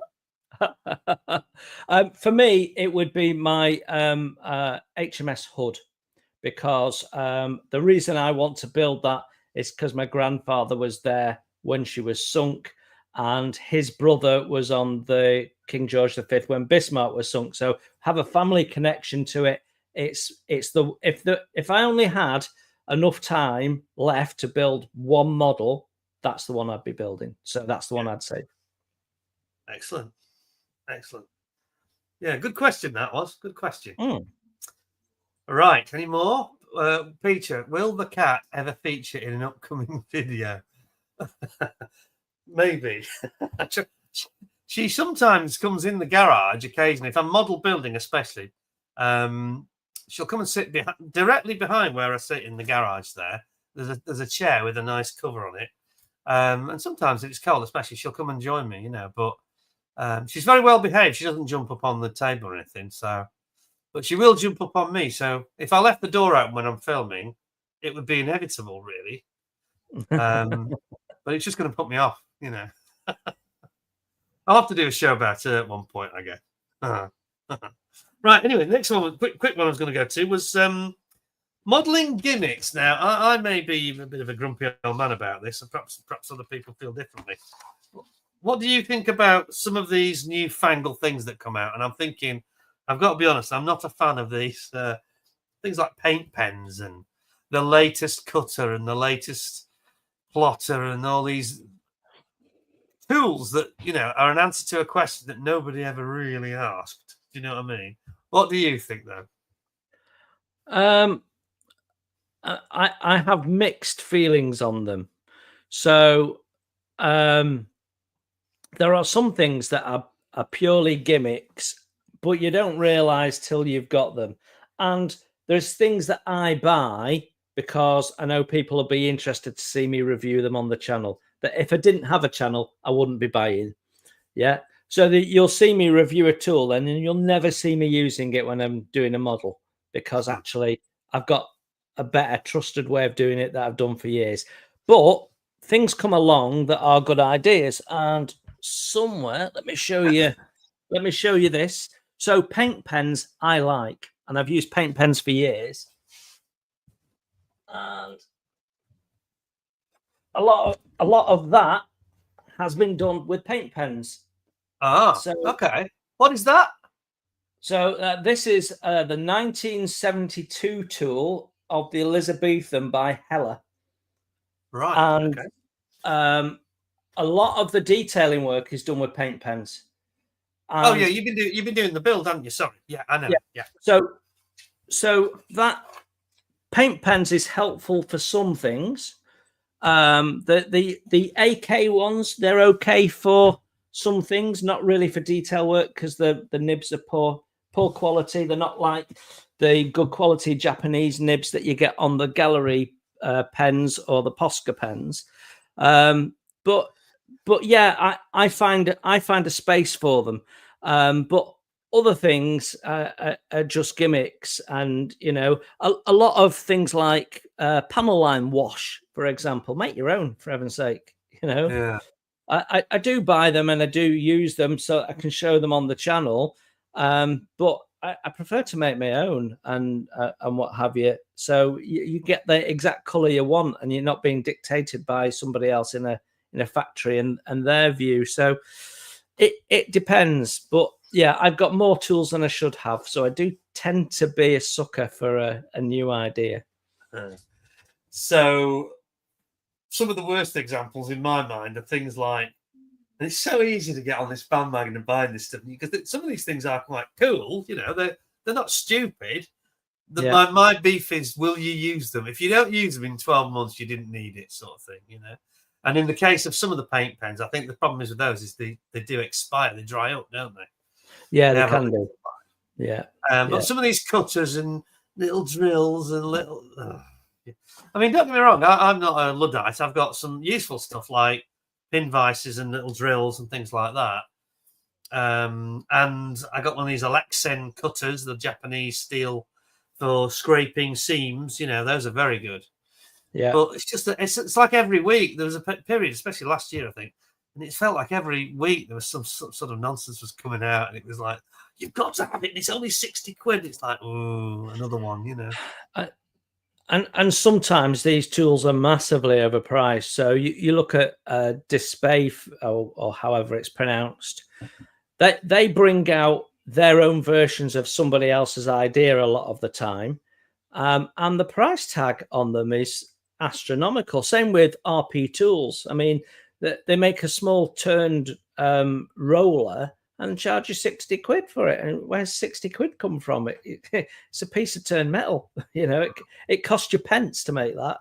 So some of it is just money for old rope, and they know that us midlife guys have got disposable income and a sucker for a tool, and they bank on that. Yeah. I think one of the things that also stops me from buying a lot of these things is just simply lack of space. Because Stuart Neal was asking recently, last week in fact, and he said, he's redecorating his work model room, and he was trying to get ideas about. He wanted to know how I stored my paints. So I said, well, I don't think you're going to particularly copy me, but I'll show you, So all I do in mine is I just keep them in those really useful boxes. You can buy them from Hobbycraft. They're about this big, they're about half a meter long by about a quarter of a meter wide. And they take about 35, 36 paints, Tamiya size. And I've got a whole load of them. They're all stacked. So when you see me doing my videos, directly behind me against the wall is where they all are. But it enables me to put a huge amount of paint in a very small space. And I've also got all my tools and, washers and everything in there. Everything. And I just don't want to acquire tons and tons of stuff because of the space. But as I say, I have acquired 2 or 3 things and I still haven't used them in 5 years. So I'm not sure really. Yeah. Not sure.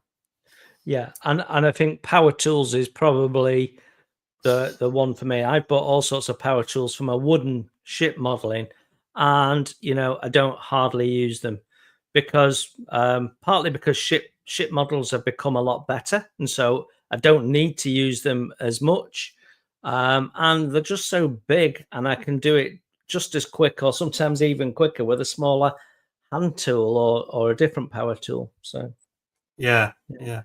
It's a lot of faff, isn't it? Getting these tools out, you got to find them, plug them in, and sometimes, like you say, the old ways are the best. Sometimes. Yeah, absolutely.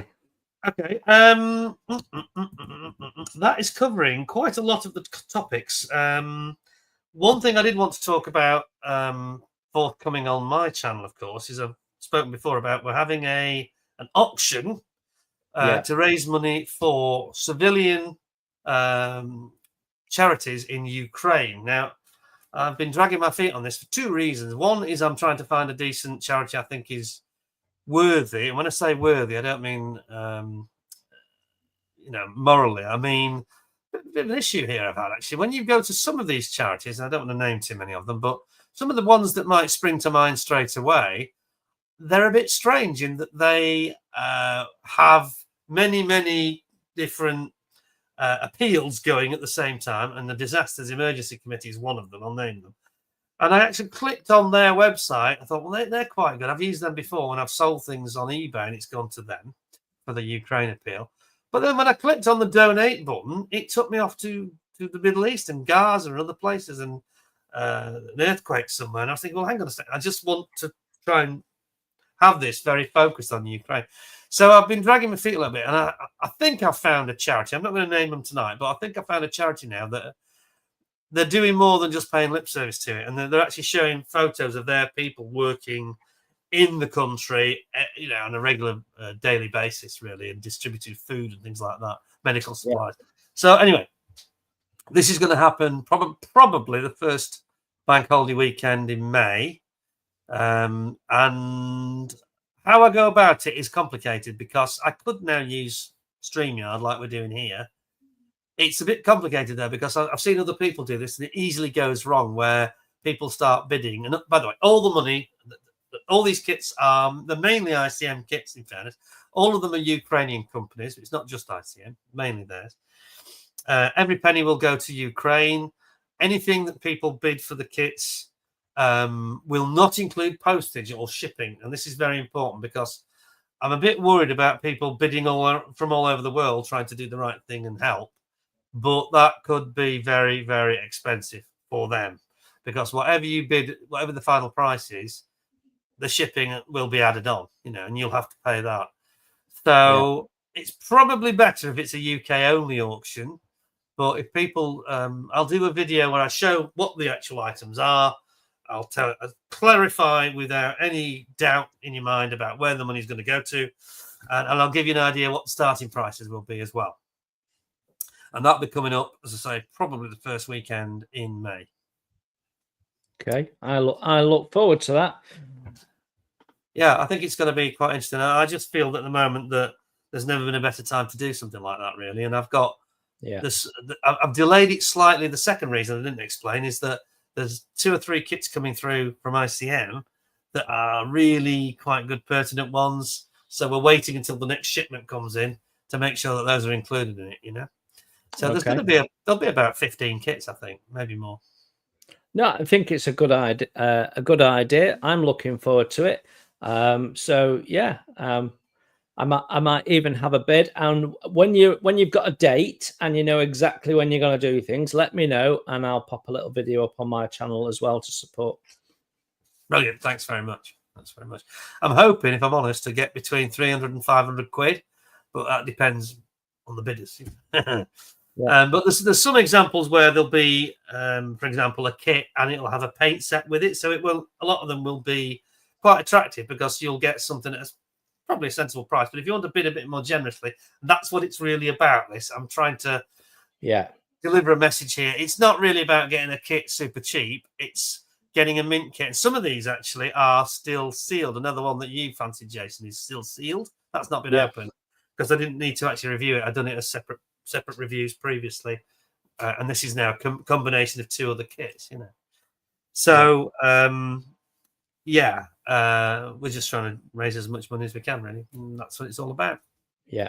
So I'll let everybody know in due course, and we'll have a short video showing all the lots and what the items are, so people can have a look and have a think about it. And I'll give you a suggestion what I think they should start at, and then take it from there, really. Yeah, no, I think it'll be really successful, Peter, and I wish you a lot of luck with it. Thanks very much. Yeah, cheers. Thanks for the support. So I'll let you all know about that probably the next 2 weeks for sure. And somebody's asking a question: will there be Black Hawks? Yeah, I think there will be a Black Hawk in it. I think so. There's going to be a Marauder in it. There's going to be all sorts. And they're all really good kits. You know, no rubbish at all. So yeah, please support us. Please support us. Thanks for that. Have we got any more questions coming through? Let's have a look. I may have missed some.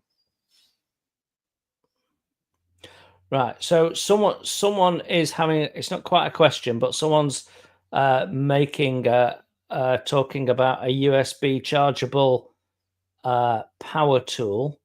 I forget the brand, but my comment would be, don't bother, get a Proxon, because it'll be the last time you have to buy that type of power tool. They just last forever, and they're designed for modelers. So Proxon tools would be worth investigating if you're looking for a new power tool, power drill, grinder, sander, anything like that.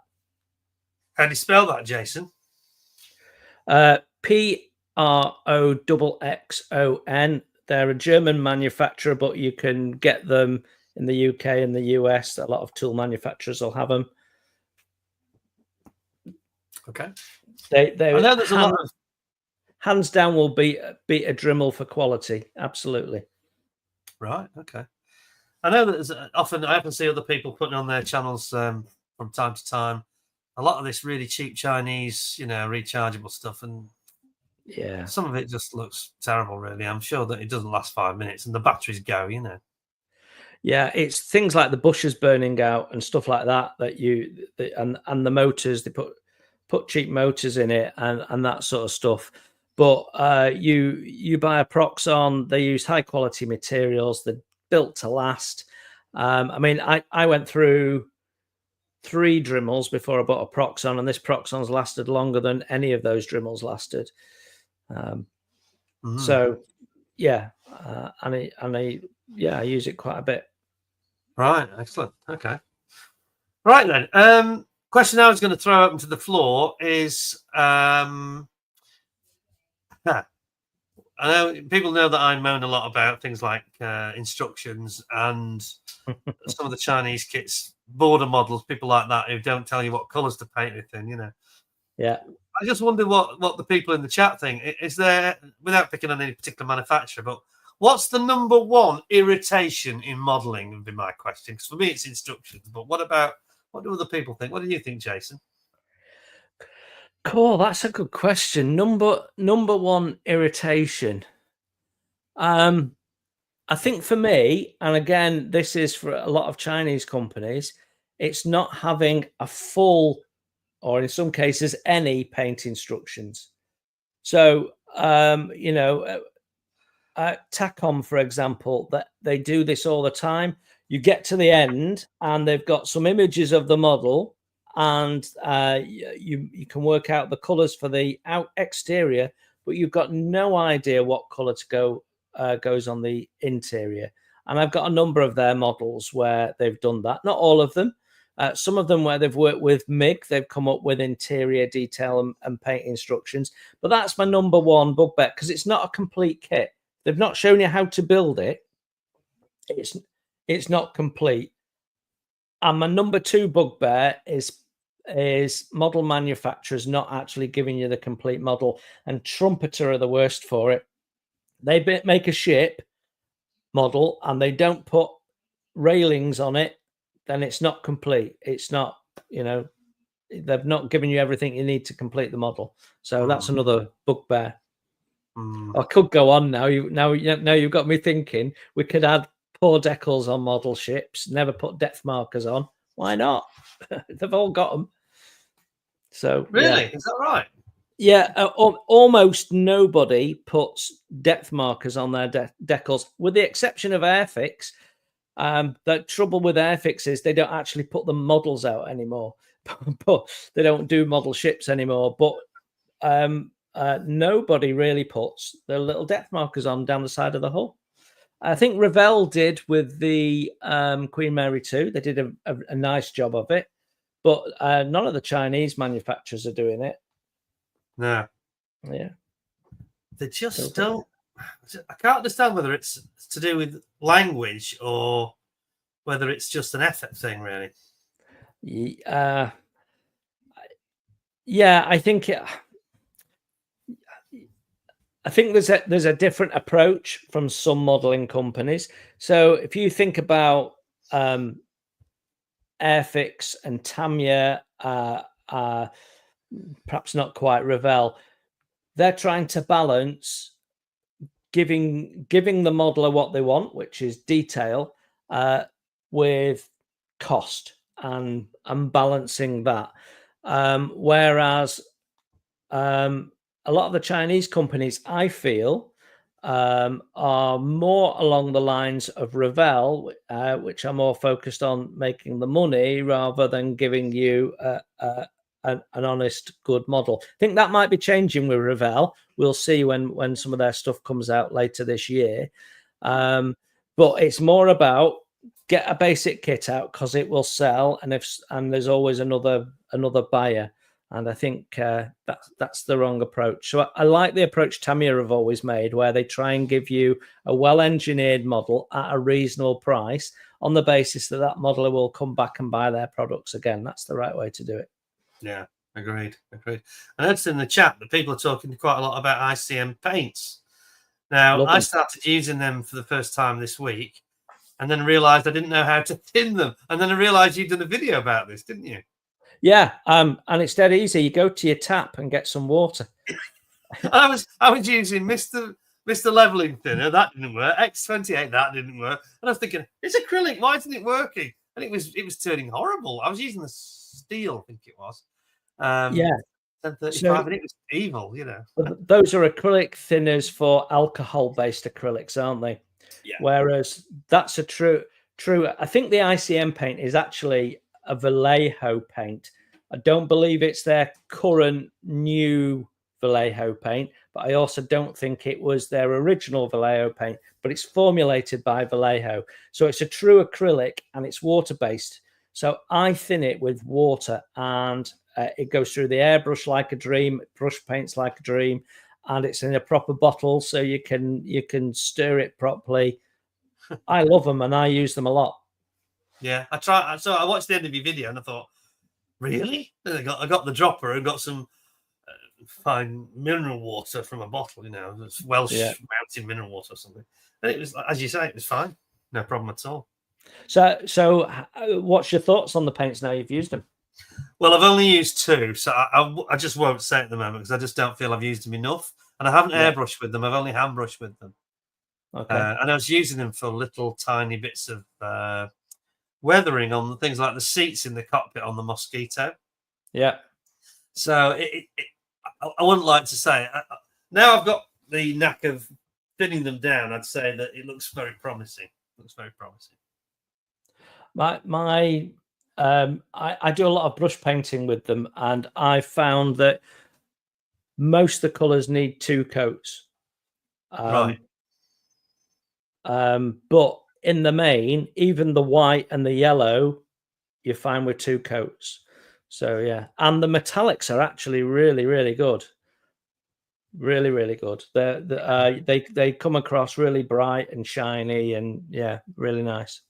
Because I do find that I like Tamiya's acrylics. I do like them, but the metallics, you know, they're a bit nasty and lumpy, and the flecks are too big, aren't they? You know. Yeah, and that's always been the problem with metallics, is getting a good one. But Vallejo liquid metal is probably the best metallics that you can get in my opinion. And I agree with Aubrey St. John. They should have included some of their thinner in the box set of paints. Yeah. That's a bit of miss of them to have not done that. Yeah, because you sort of look for it and you think, oh, no, there's no thinner. So, and then you start thinking, because I guess I assumed it would be in there actually myself. Yeah. Yeah, I might mention that to them actually. I think that's Bobby G's just saying cheerio. I think he's got to go, but thanks a lot, Bobby. Thanks for joining the chat. That's pretty much covered most of the themes. If there's anybody else with if you'd like any more you'd like to add, Jason, any thoughts about kits that are coming up? What is it you're looking forward to the most, would you say? Well, I suppose we've already talked about what's coming out from Airfix this year. Ship wise, I don't see anything that really grabs me this year, other than, and for those of you that build wooden model ships and maybe have watched the film Master and Commander and love that film, there is a wooden model of HMS Surprise coming out probably around about Christmas. Wow. From Vanguard Models, and as soon as that comes out, I'll be both reviewing it and building it on the channel straight away.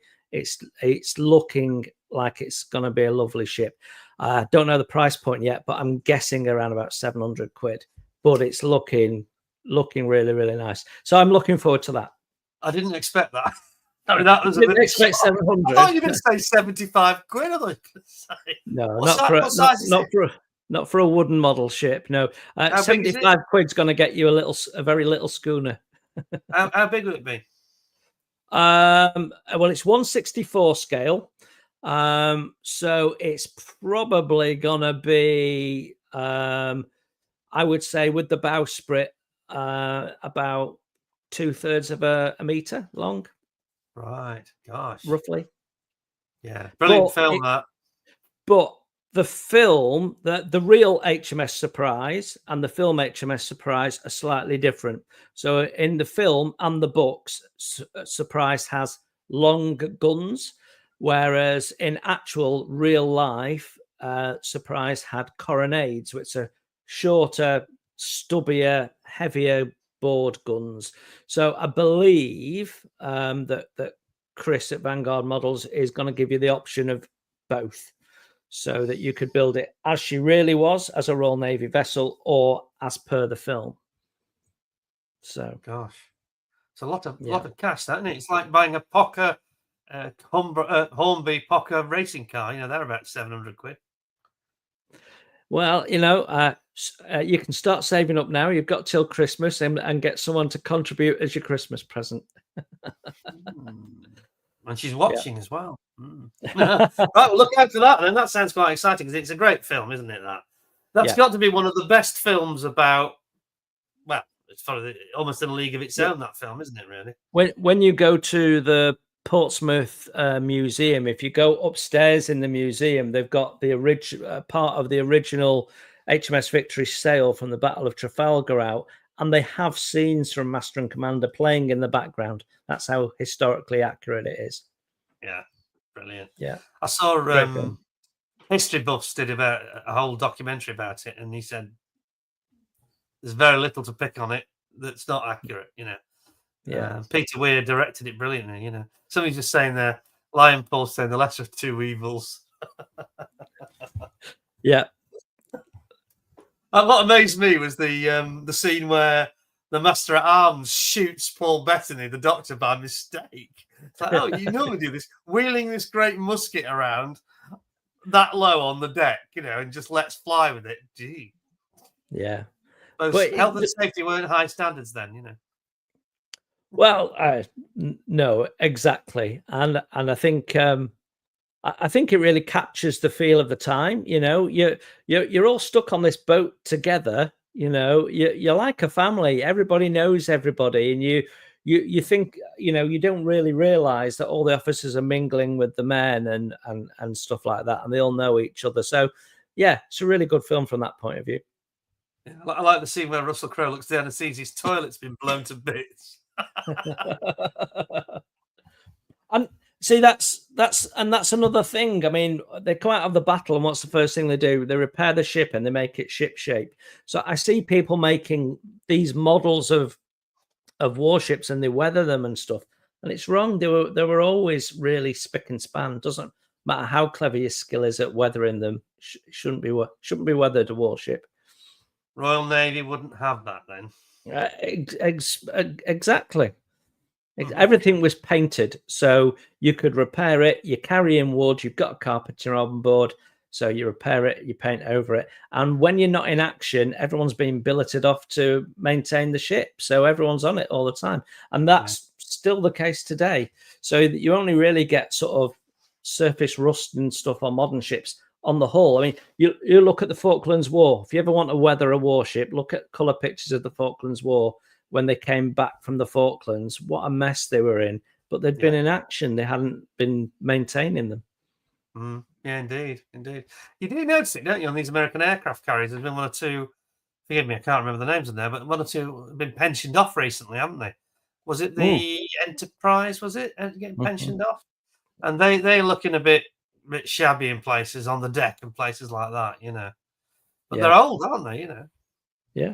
Yeah, absolutely. Yeah. So what about you, Peter? You didn't answer the question you asked me. What are you looking forward to in 2025? I think, well, I would say the Hurricane from Qatari, but I'm not sure it's going to arrive until next year, that, to be honest. I think it's probably going to arrive Christmas or beyond, you know. So of the ones we expect that are still to come, I think the Stalwart, I agree with you about the Stalwart, you said at the beginning. I'm going to build that. Commitment, yeah.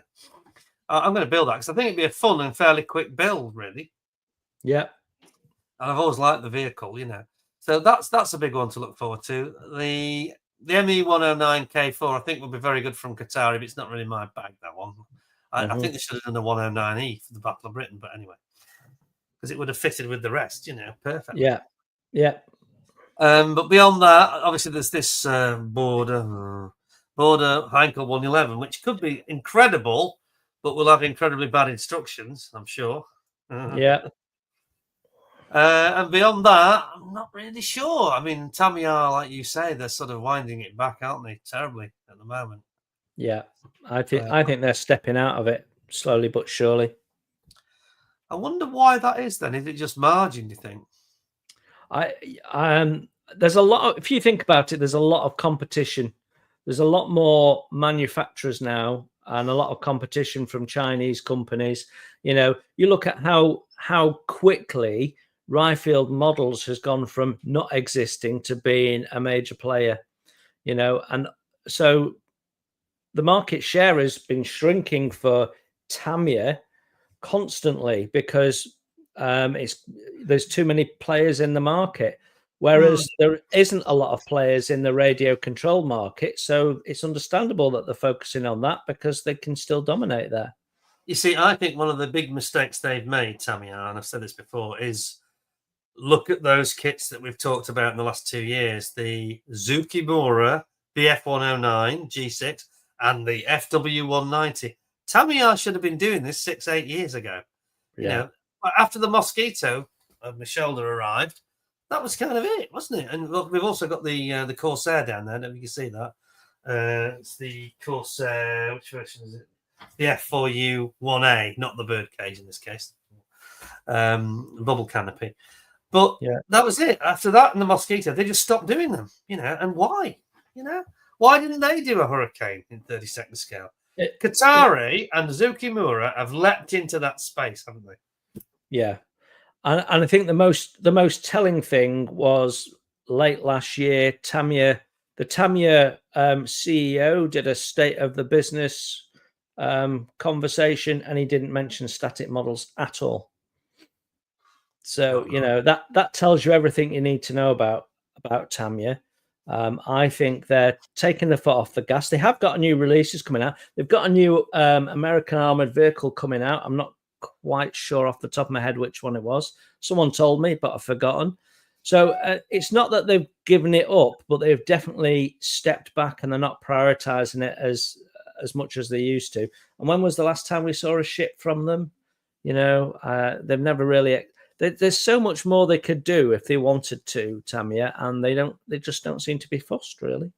What's your opinion of those ships, like the Tirpitz, etc.? Well, the 1350 Bismarck that Tamiya do is probably the worst possible model of the Bismarck you can buy. It's absolutely dreadful. It's inaccurate, dimensionally wrong. It's got all sorts of issues with it, lots of stuff missing from it. The Tirpitz, similar. It's actually the same length as the Bismarck, which is incorrect because the two ships, though they're sisters, are different. The old Yamato is okay. The newer ships that they've done, though, since then, They're really, really nice. They're easy to build, lots of detail, but they have silly shortcuts which are a bit annoying. So they use big blocky stairs and things like that. In the main, though, the newer ships are a pleasure to build and look really nice and are well thought through. But the older ones, I mean, Prince of Wales, they've done it as she was sunk because it's Pacific and they perceive that as better sails. And the same with the KG5, it's the Pacific version, so you can't build it for the Bismarck action out of the Tamiya kit. So we still need a decent KG5 in 1350. So the Tamiya kits, the newer ones, okay. The older ones, a bit inaccurate and lack detail. And there are some issues with the new really expensive Yamato. There's one or two inaccuracies and errors in there as well. But yeah, generally they're not bad. Interesting. What were the new ones that you mentioned then? Well, you've got the tone, and you've got a whole range all around the tone. The I'm going to say Mikasa, but I don't mean Mikasa. I built one of them recently on the channel a couple of years ago, but I forget. But yeah, they're all Japanese basically.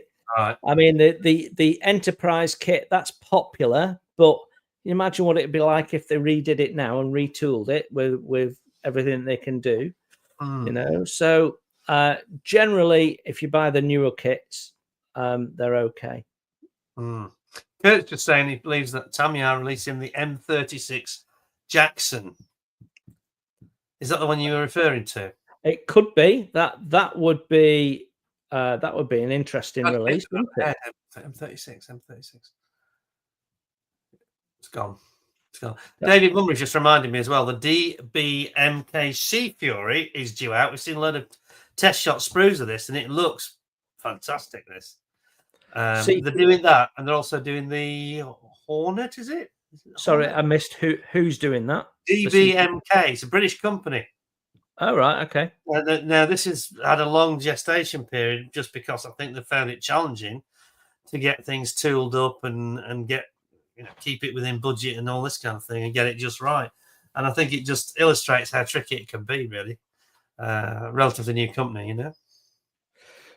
So there's a comment from Herman Handbrush that he's glad that Tamiya came out with a Panzer One, and they will likely get it. Mate, I've got it, and I'm going to be building it soon on the channel. Don't get it. Get the Dragon one, because it's about the same price. You get a full interior to the tank, and you get a motorcycle and sidecar with it as well. And the Tamiya one, you can only build in a fighting position because all the viewing ports are molded closed, and they'd only be closed if they were actually fighting. And yet the figure they give you is in a casual pose. So there's all sorts of issues with the Tamiya, new tool Tamiya Panzer One. Don't get it. Get the brand new Dragon one. It's far superior and about the same price. Devil's advocate here, and I don't know the kit obviously, but don't Dragon have some horrendously complicated tracks? What do they call them? Those tracks? They've got a name, haven't they? They've got like a brand name for the tracks. You know what I mean? Oh, yeah. I don't know whether that. I mean, I don't know whether they're on them or not, to be honest. Right.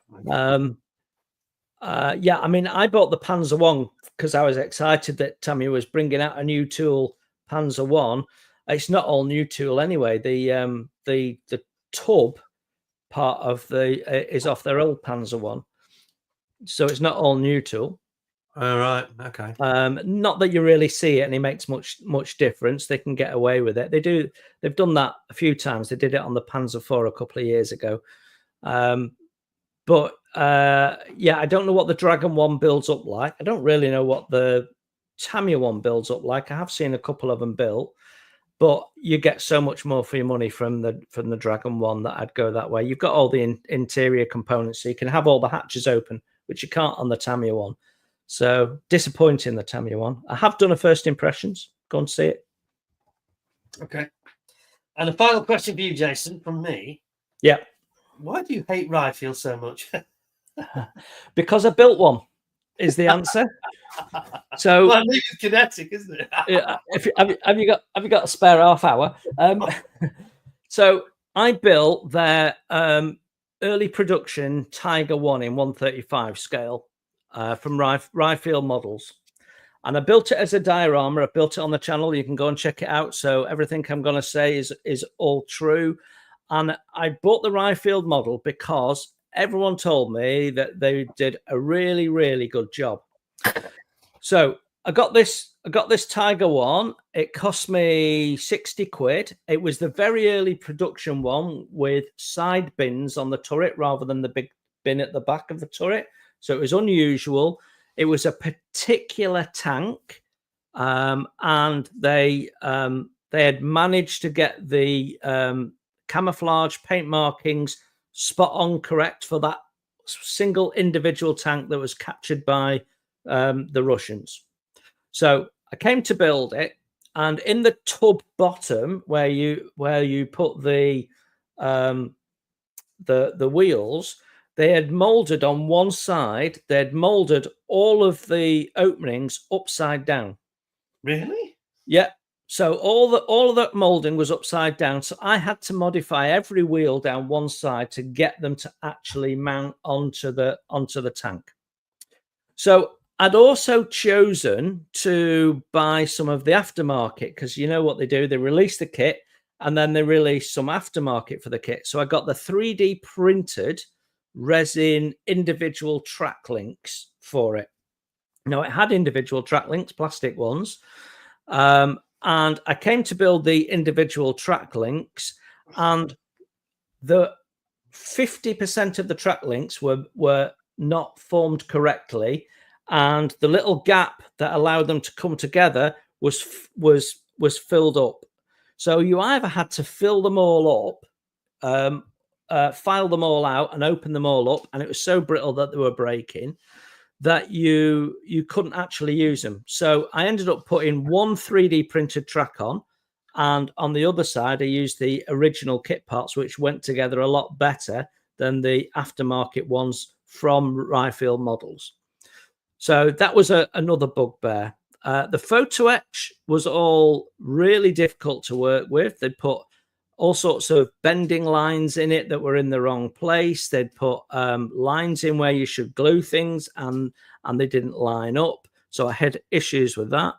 They had a coupler on it that had been multi-directional slide molded. So 8 slide molding tools coming together to give you this coupler. It was one of 4 Commander's couplers in the kit. And where all these tools had come together, you got a seam. So it took hours to clean up all the seams from the slide molding, but I could cut out the original one that they'd originally done that was ejection molded, cut it out and clean the nubs off from the sprue gates, and it looked absolutely identical. So it was just a gimmick they'd put in there. So I had all sorts of issues with it, and when I'd finished the tank, and it looked nice when I'd done it. Oh, it wasn't square either, so the top plate wouldn't fit in, and I had to bog it like an old 70s car and try and clamp it all together to make it fit. And when I'd finished with it, I worked out that 50% of the plastic I'd bought was still in the box. So I'd paid for loads of stuff that I was never going to use. Why do I need 4 lots of Commander's couplers when I'm only going to use one? So for me, it was wasteful. It was poorly engineered. It wasn't worked out well.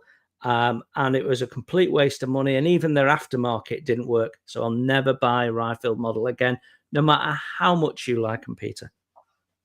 I'm very neutral. I haven't built one that. Oopsie poopsie. Sounds like it could be another kinetic experience. But you're right, because I did do the review of that model, and I commented in my review saying there's a lot of turret spares. There's different turrets, different mantlets. You don't need why are they providing all these different versions in the same box? Yeah. You know? And it was about 55 quid, I think.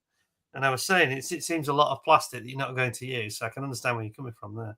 But it does also remind me what your description about the tracks, especially, reminds me, I noticed by the way, that Jim Altergott's just saying that Friul model still makes the best and simplest aftermarket track links to work with.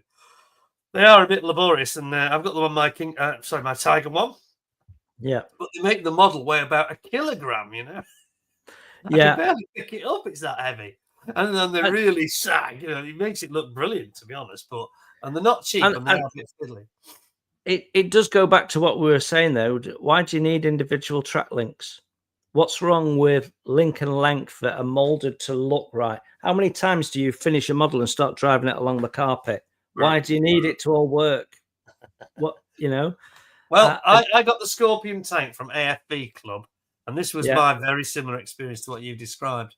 And it was an optional set that they produced, aftermarket, working track links. And I fell for this like a fool, you know. I bought them, and they were just exactly what you described. They were not properly molded, and only they were slightly different from your description. They were the opposite, actually. The gaps were too big. It just wasn't big enough. The sort of female side of the link where the pins went in was just too big, and it just fell apart. There was no way. They were supposed to just clip in. Sorry, they didn't have pins. They were supposed to just clip together. They were never going to work in a million years.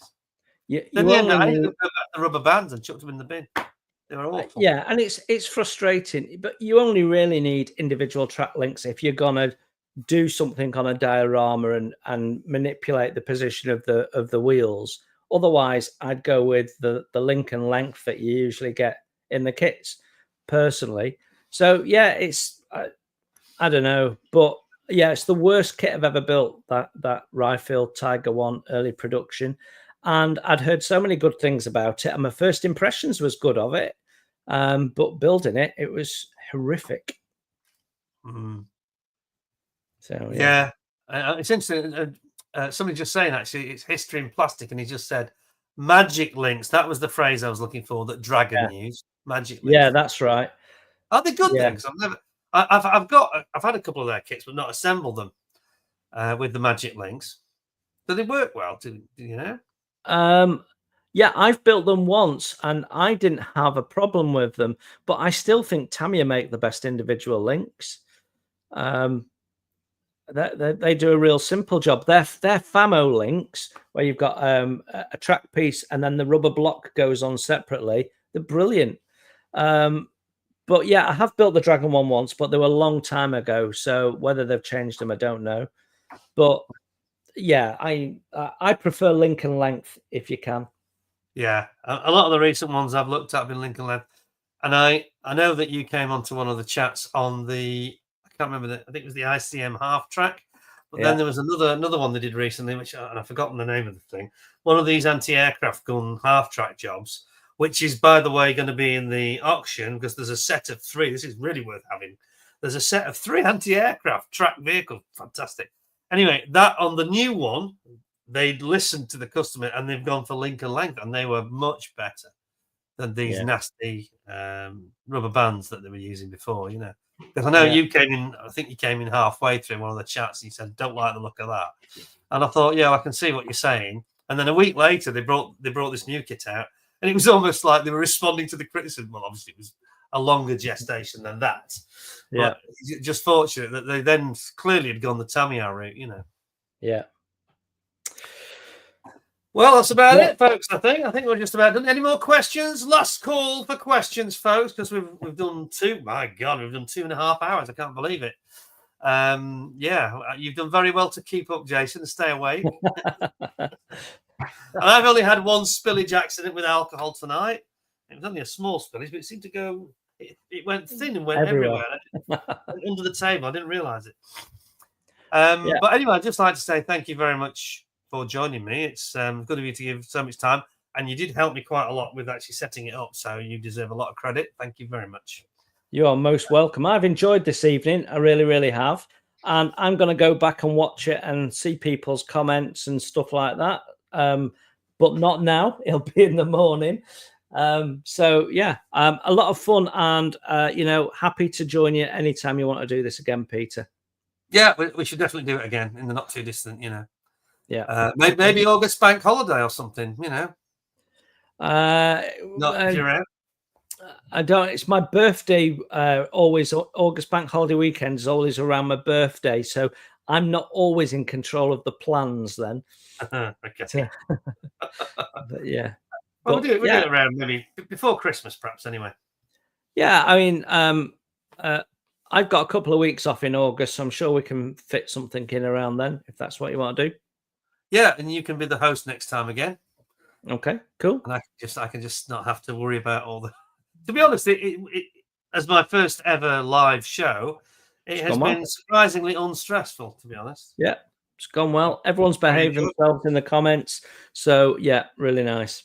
Yeah, well, thanks to everybody. Thanks to you especially. And I say, echo exactly what you've just said. Been great fun. The only thing that's frustrated me is I can't see all the comments like you, and I'll do the same as you and watch it tomorrow, I guess. Yeah, it's like a whole afternoon's worth almost, isn't it?